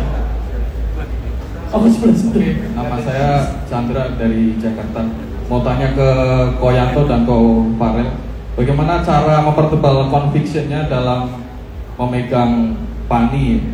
Kayak kemarin waktu pas ARB pertama kita lihat jam 5 sore, wah si BK jualan, terus besoknya IEP-nya 9.800. Itu kan kalau yang pegang dari 1000-an kan gatel banget itu pengen TP pasti. Oke, thank you. Kalau teman saya banyak rumah ibadah. Pada saat itu teman saya banyak yang rumah ibadah. Ada orangnya di sini pakai topi, lagi duduk. Pertanyaan terakhir yang sebelah sana. Itu harusnya dia ya, Ben, Bro Ben. Sorry Asia, aku merepotkan kamu. Terima kasih. Apalnya? Thank you banget Pak Yarto. Udah sharingnya luar biasa. Kasih tepuk tangan. Ya, thank you. Wah, dia mau jadi MC catatan dong. Gini, Pak Yarto sama Pak Karel. Pertanyaannya kenapa convictionnya corporate action di PANI tapi bukan di CBDK? Begitu. CBDK IPO bos. CBDK dapatnya lotnya dikit. Iya IPO bos. Mungkin itu jadi pertanyaan terakhir ya. Boleh. Ini sebelum dijawab aku mau nyampein. Jadi nanti untuk hadirin sekalian yang mungkin memiliki sekiranya lembar saham PANI atau CBDK terbanyak akan mendapatkan sebuah apresiasi. Jadi tentunya di luar Pak Yanto dan Pak Karel. Mungkin yang hadir di sini dapat menunjukkan aplikasi portofolionya kepada Ibu Kristi selaku Corporate Secretary Investor Relation PANI CBDK. Tenang saja. Digabung boleh nggak? Jadi aku Om ada berapa? Kita ada dapatnya handphone seminggu Om, seminggu saya. Oke, jadi ini tentunya kerahasiaannya terjamin ya. Jadi langsung saja maju ke depan ke Ibu Kristi. Nanti bisa langsung dilihat dan dinilai oleh Ibu Kristi, ya. Nomor 4 kalau naikin tuh, nomor 4 nih, nomor 4 naikin. Yes. Oke. Lupa. Bukan. Tadi nanya tentang apa ya? Udah tua aku. Oh iya. Tadi baru mau saya kasih tahu, jangan ingetin. Oh iya. Saya mau kasih tahu tadi. Ini valuasinya mahal semua. Oh iya, maksudnya ya sebelah sini. Kan belum selesai ini doang. Menemukan PANI pertama kali. Ya. Jadi terus terang informasi PANI bukan dari saya. Dari orang lain. Masalahnya mau cari conviction sendiri apa enggak? Nah gitu. Jadi saya nyari conviction sendiri. Bayangin, ada suatu emiten yang sampai rela-rela bikin jalan tolnya sendiri. Angkanya 30 triliun sekian. Waktu itu market cap-nya cuma berapa? Tapi angka ini kan saya nggak serta-merta waktu masuk langsung 25.000, enggak. Jadi teman-teman, dalam berinvestasi saham itu kita harus punya poin-poin step. Ibarat kata seperti ini. Bayangkan perjalanan kita ini dari Jakarta ke Bandung. Dan bayangin poin-poin step itu adalah rest areanya. Kita checklist, kita pantau. Bener gak nih mobilnya ada di KM 17 istirahat? Betul gak nanti bisa lagi di KM 35? Betul gak di KM lagi KM 52? Kalau udah KM 52, mobilnya belok kanan ke KM 71, wah ini ketepat nih. Jadi poin-poin itu harus kita set dari awal. Lu harus begini. Tetapi kalau dari KM 51 toto mobilnya lempeng ke KM 92 Cipali, wah salah jalan. Itulah saatnya kita turun. Nah itu. Jadi memang kita set, bukan dari saya. Dan kalau dari Instagram saya, itu saya udah spill kan. Pertama targetnya 3.000, ya kan. Terus kedua 5.000, waktu itu saya bikin Tom Cruise Mission Impossible gitu kan. Terus karena progres. Apalagi RI1, RI2, PP1, PP2 di harga premium luar biasa. Progresnya berkembang. Nah, apakah nanti berikutnya kita tunggu corporate action berikutnya nilainya berapa? Nanti akan kita adjust lagi NAV-nya. Karena land bank ini kan luar biasa kan, dan developernya luar biasa. Kita harus jujur dalam hati teman-teman. Teman-teman nemuin nggak developer lain bisa seperti ini dahsyatnya? Pembangunannya seperti ini bisa apa enggak? Kita harus jujur. Kalau saya bilang tidak ada yang bisa mengalahkan Agung Sedayu di PIK 2. Iya, tepuk tangan, luar biasa. Oke, cuma 5% komputer terus. Dapat lagi roti dan kopi. Gitu teman. Itu yang dari pertama. Bukan dari saya, tapi saya mencari kopi sendiri. Kita cek, kita lihat di run isunya beli tanahnya cuma 2,5 juta, tapi 20 juta. Tapi saya waktu itu udah jalan sampai ke ruang medial, sampai saya tanya stoknya, Pak, udah ada yang tinggal belum? Udah ada Pak, 15 orang. Nanti 2 bulan lagi kita datangi, Pak, udah berapa yang tinggal di ruang medial? Gampang kok teman-teman, tinggal bawain kopi sama roti kok. Masalahnya teman-teman mau nanya aja ke sampannya. Pak, udah berarti berapa tinggal? Oh Pak, udah lumayan, udah 40. Kita tinggal lihat, sambil lihat ada mobil, ada orangnya, nggak ada orangnya kita ambil mobilnya. Habis tunggu sambil nunggu panik. Jadi teman-teman mau bertanya nggak? Kadang-kadang sumber informasi nggak perlu jauh-jauh. Orang lapangannya kita lihat cek.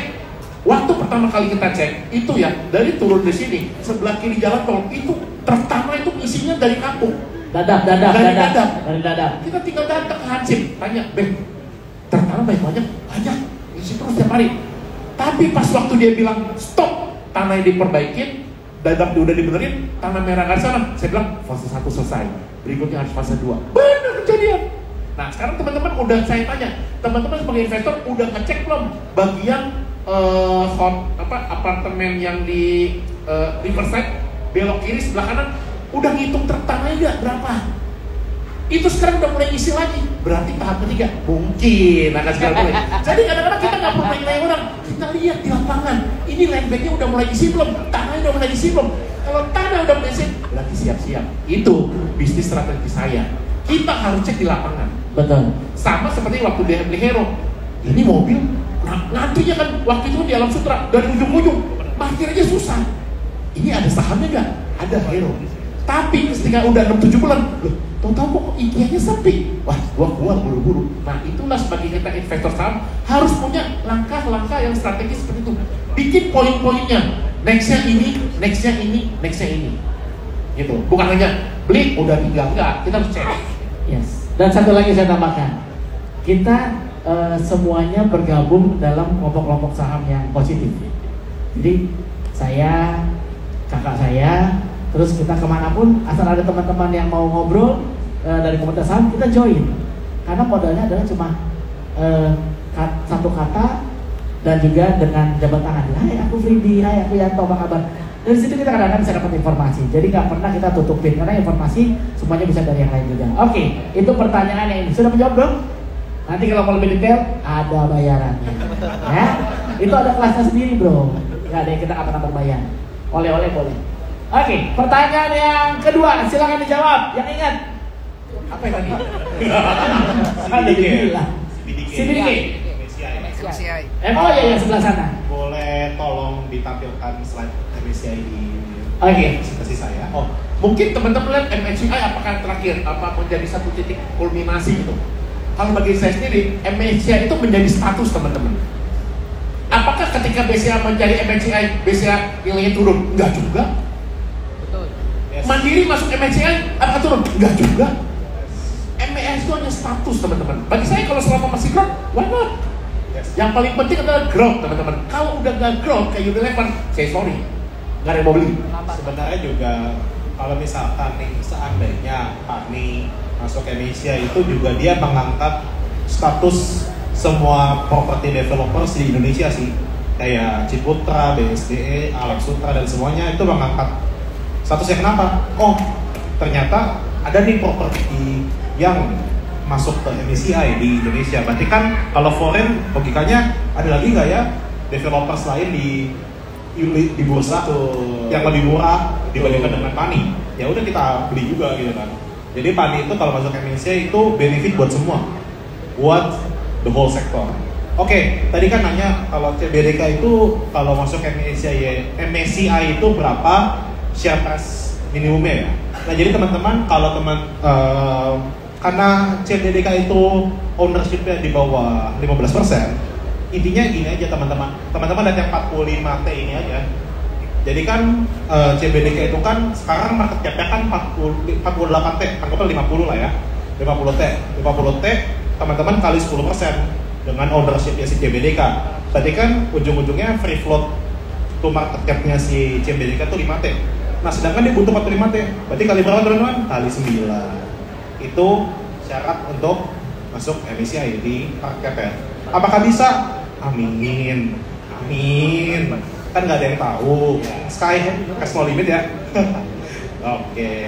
Mungkin paling pentingnya di sini Pak, share price to enter MSCI Pak. Ya, 45T itu. Nah ini untuk sekarang, tapi kan di periode ke depan kan masih bisa berubah, dinaikin atau syaratnya nambah. Ini deadline pesannya sih Februari. Jadi kalau ditanya gimana ya, ini kalau misalkan ownership-nya di bawah 15% ya, itu sih. Thank you. Oke. Ditambahkan mungkin. Udah sih. Saya mau, mungkin saya nggak pakai Bro Yanto kali ya, agak ini ya, saya panggil nama panggilan di rumah ya.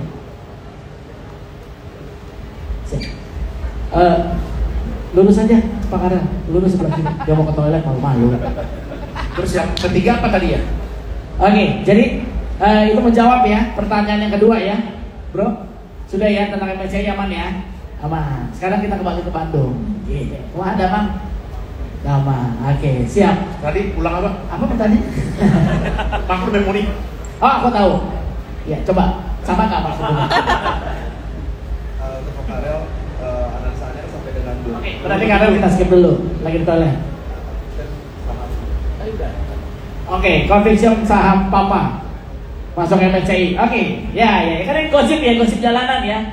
Setelah kita nggak sebutin lah ya, maksudnya setelah 3 itu kena sedikit print gitu ya oleh MSCI, terus tiba-tiba seyakin apakah, ya kan?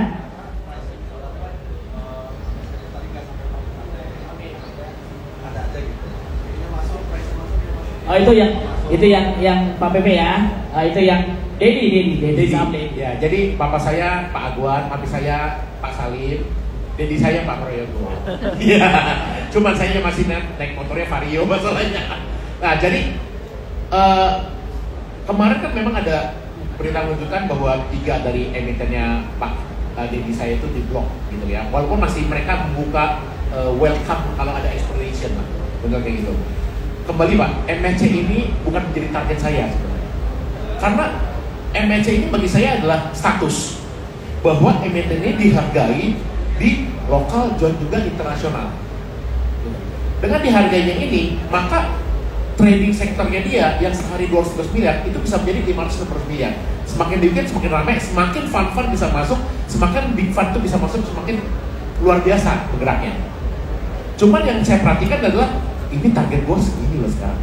Kalau nanti ada suatu corporate action lagi, saya pasti akan adjustin target saya lagi. Jadi MSCI bagi saya bukan satu final, tetapi menjadi suatu tanda. Kalau memang emiten ini bagus, market cap-nya dihargai meningkat, ini semua meningkat, ya itu salah satunya lu harus passing MSCI. Tapi bukan menjadi sesuatu end of the year gitu, end of the target lah model seperti itu. Jadi kalau itu kan, jadi MSCI selesai. Bagi saya bukan seperti itu, karena saya pengen suatu long term panjang. Mungkin agak orang trader kesel. Karena bagi saya biasa kayak ini aja dari 2002 akhir berarti udah almost 4 years lah. Jadi bagi saya it's okay, welcome. Dan saya memang orangnya kan nggak terlalu neko-neko ya. Gitu. Paling ya kembali SPK sales Velali bolak-balik aja. Maaf ya Cia nggak jadi dulu gitu. Oke, menjawab Bro. Menjawab ya. Karena kan seberapa yakin? Karena kalau kita lihat kalau saya yakin. Kenapa saya yakin? Karena proses pematangannya sudah luar biasa.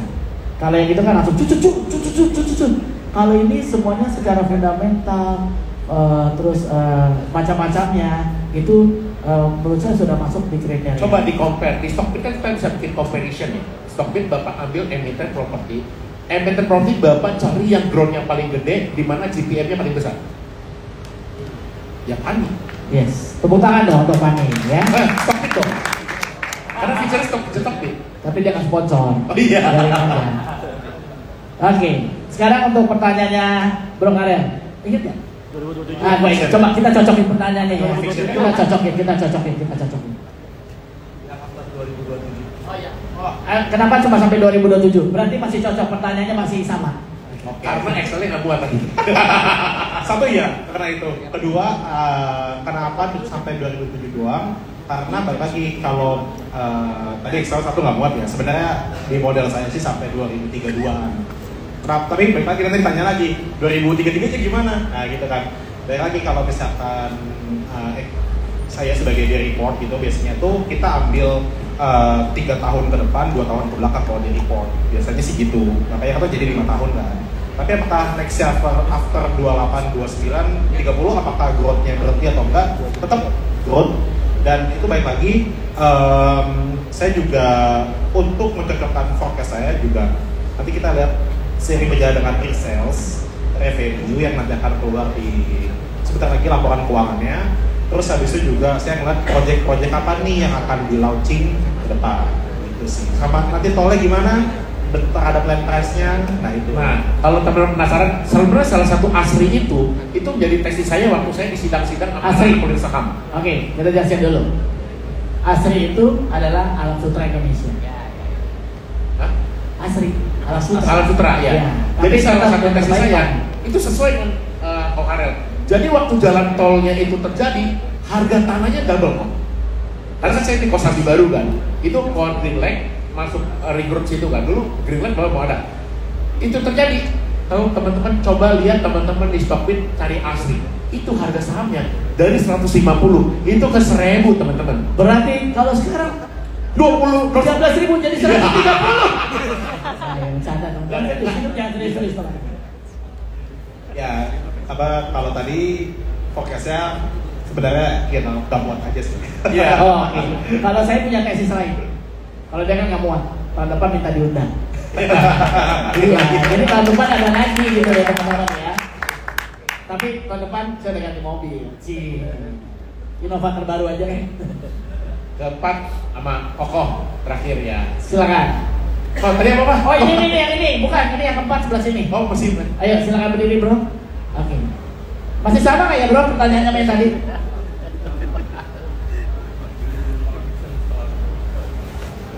Oh, ini Freddy yang jawab. Jadi kan kemarin kita sempat dahainya adalah 19.000 ya teman-teman ya. 19.000 pada saat itu ya jalan saya begini. Udah luar biasa ya, enteng gitu ya jalan ya, karena memang bisa olahraga. Terus tiba-tiba turun ya. Ini kan conviction. Nanti ini bertanya ke Koyum. Ini panggilan saya di rumah ke dia namanya nama cadisnya Koyum ya. Jadi ke Koyum sama ke Bro Karel. Jadi setelah 19.000 terus kan dia turun ya ke bawah ya. Kita bilangnya koreksi ya, koreksi sehat kalau menurut saya bilang ya. Karena ketika dia turun ke bawah itu banyak yang olahraga berenang dan lain-lain terus kan naik lagi ya. Jadi pada saat itu teman-teman, kalau menurut saya terkoreksi, saya juga sempat ngobrol sama dia. Terus pada saat itu, setiap tahun, kadang-kadang saya dapat bonus dari kerjaan. Karena saya ada kerja juga sama dia. Jadi saya tanya, gue pegang nih bonus, beli saham apa ya? Pada saat itu, bukan jangan membeli ya di Silver One. Jadi pada saat itu, pas dari 14 ke 9, itu saya beli terus. Karena saya yakin banget, ini dikasih kesempatan untuk kumpul lagi. Gitu loh. Yang ini nggak pernah ada apa-apa ini. Oke, sekarang conviction. Ini dari saya selaku di pasar market dan saya adalah orang individu ya. Jadi mungkin saya bisa salah. Waktu turun dari 19, 17 terus itu, pas lagi ARB-nya, terus terang saya lagi makan sama Jarvis. Dinner sama Jarvis ya. Betul. Waktu itu kan ngobrol. Sampai orang Jarvis ngomong, "Kok, lu gak gemeteran?" Iya kan? Enggak. Gila lu, gua kalau jadi lu gua udah deg-degan lu. Karena waktu itu turunnya kan berarti kan kalau dari 19 ke 9.000 50% gitu kan. Sedangkan di Miraya itu baru podcast 3 miliar, berarti saya almost lost in the paper 150 billion. Enggak, saya nggak kebetulan, cuma serangan jantung doang. Enggak, saya ditanya. Saya kalau jangan, ya siapa waktu itu namanya? Alvin sama Andre Ngasari. Andre Ngasari. Di depan saya ngomong telak-telak. Kok, lu gak apa-apa? Gak apa-apa saya bilang. Tapi pas tagihan datang kita baru kaget. Iya, enggak. Sebelum datang kita nangis dulu. Jadi udah lega ya perasaan. Enggak, saya bilang gak ada masalah. Kenapa? Karena bagi saya itu bukan sesuatu yang fundamental. Bukan sesuatu yang fundamental yang mengganggu kinerja perusahaan. It's okay. Bagi saya kalau fundamentalnya terganggu, mungkin iya. Iya kan? Tapi lihat, terbukti. Kemarin yang memulai kan sudah mengakhiri. Ya udah selesai. Jadi bagi saya it's over. Ini akan kembali lagi trennya ke dalam fundamental. Kalau hanya masalah isu itu jamak gitu lah. Jadi bagi saya bukan sesuatu fundamental, bagi saya I don't care. Nah cuman memang conviction ini kembali, conviction ini bagaikan agama. Anda harus mencarinya, bukan diberi. Kalau udah conviction saya pakai orang gila, bodoh amat. Tapi ya itu, selama ini bukan fundamental, bagi saya nggak ada efek. Dia yang memulai, kemarin dia sudah mengakhiri, bagi saya finish, kita buka chapter yang baru. Setuju ya Bapak? Setuju. 15 tahun besok. Bisul Moron ya, teman-teman Bisul Bisul Moron Moron ya. Oke ya. Saya juga sempat tanya sama dia iseng-iseng ya. Kenapa nggak beli saham BBCA? Sorry, saya mau kaya. Sombong. Iya. Mungkin hard to say. Kalau saya beli saham bank, saya nggak bisa kaya. Nah. Karena gini, AUM saya kan kecil. Jadi teman-teman jangan mengikuti orang lain. Ada orang ngomong, wah gue dapat dividen puluhan miliar, modalnya piro. Kalau kita, AUM kita kecil, kita harus cari yang perusahaan memberikan kita return sebesar-besarnya, secepatnya mungkin. Hanya 3 yang bisa, cyclical, turnover, growth. Padi ini turnover dan growth.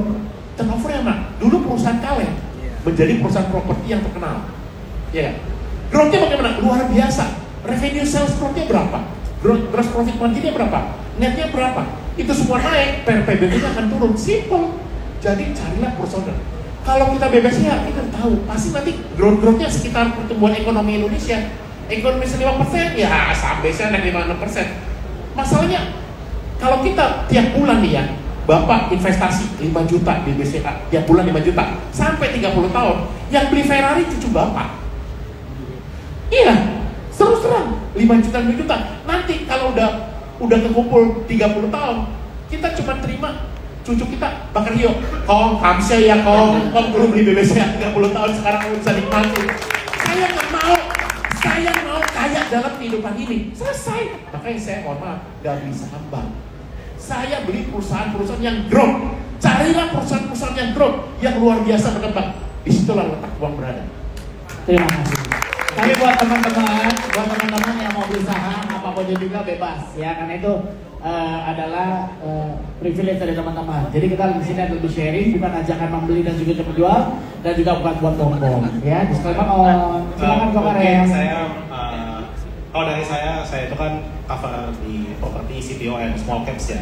Nah kalau teman-teman ini mungkin sedikit tips dari saya.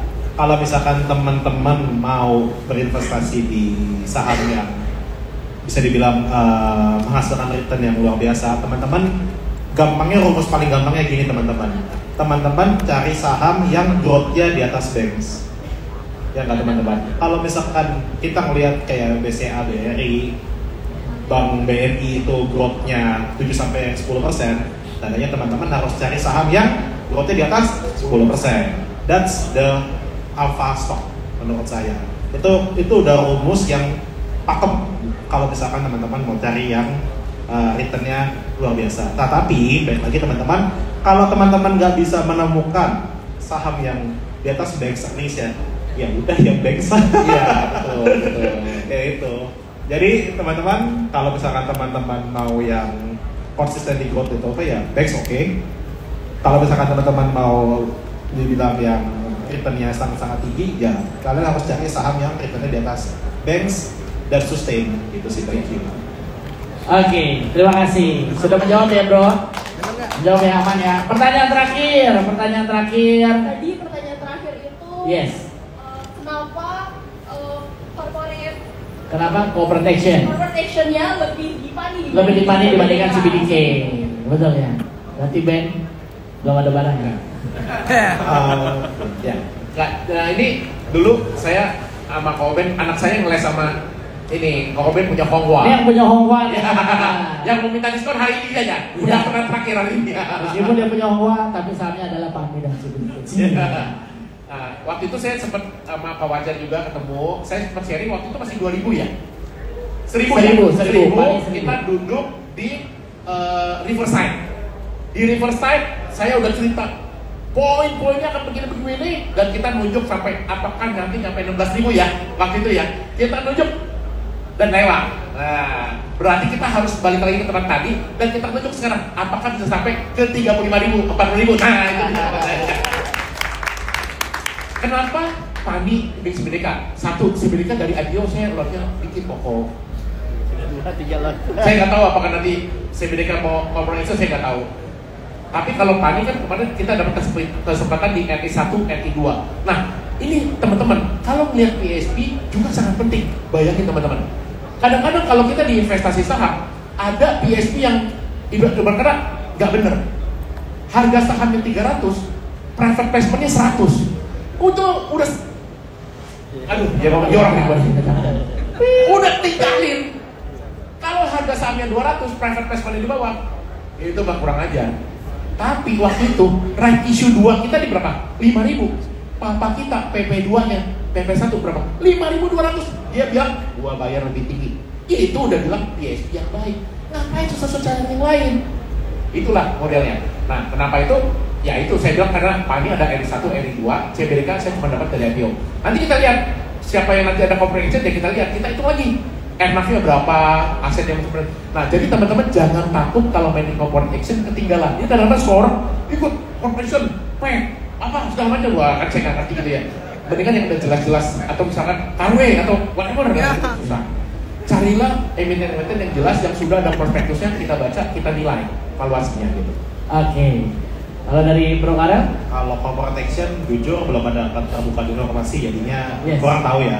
Tapi kalau saya sih melihat dari segi pre-sales and revenue, earnings growth-nya sih sebenarnya.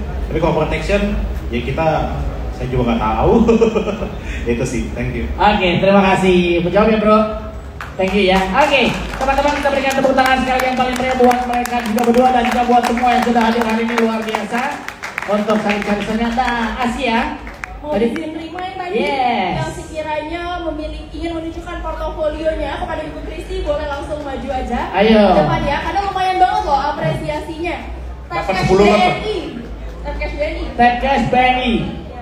Tapcash BNI. Ayo, silakan ya. Portonya dibuka. Gak apa-apa, coba-coba aja Isa. Kasih lihat. Ayo. Dibuka kasih lihat, kena hipnotis kesel. Ayo. Mungkin sambil ditutup aja ya. Boleh. Jadi nanti boleh langsung samperin aja Ibu Kristi. Ini posisinya ada di depan. Nanti sampai di sebelah kanan pokoknya ya teman-teman. Oke. 10 menit. Oh, teman-teman tadi yang dapat hadiah udah difoto lah ya? Sudah difoto tadi? Oh yang dua itu ya? Menunjukkan portofolionya boleh langsung ke depan. Ini Ibu Kristi ada di sebelah kanan panggung ya. Boleh. Langsung saja berdiri. Teman-teman tadi yang dapat hadiah 2 ya? Ayo, boleh nanti ke depan ya? Pede dong, pede. Sebelah situ ya. Nanti kita foto lagi bareng-bareng. Ya? Oke? Langsung dilihat langsung dan dinilai oleh Ibu Kristi, jadi kerahasiaannya terjamin ya. Saya boleh ikutan ke Bu? Mungkin yang tadi udah mendapatkan goodie bag boleh maju ke depan juga, mau foto bersama. Ya, boleh maju ke depan yang sudah mendapatkan goodie bag. Oke, tadi ada Pak, izin Pak, kita foto dulu. Tadi dapat goodie bag buat laporan kantor. Tadi siapa lagi ya? Yang dapat goodie bag ya? Silakan.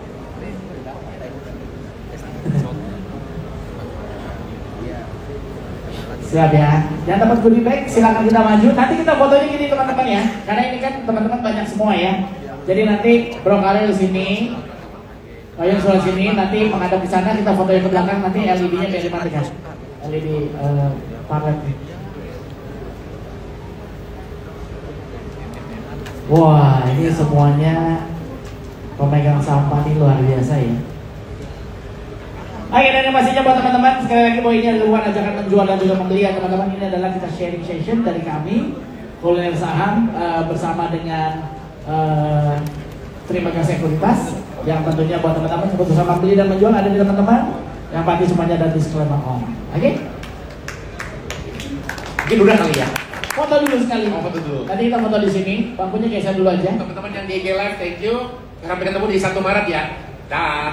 Oh iya, 1 Maret ya guys, kita ada kelas, kita ada meet and greet, terus kita bahas tentang pajak, Cortex, kita bahas tentang bonds, terus kita juga ada kedatangan yang ahli bonds juga, sama nanti ada dari Bibit, yang pasti teman-teman kita urunan, dananya untuk biaya sewa gedung, sound system, makan dan lain-lain, sisanya kita akan berikan ke panti sosial. Tanggal 1 Maret, ikutin di Kuliner.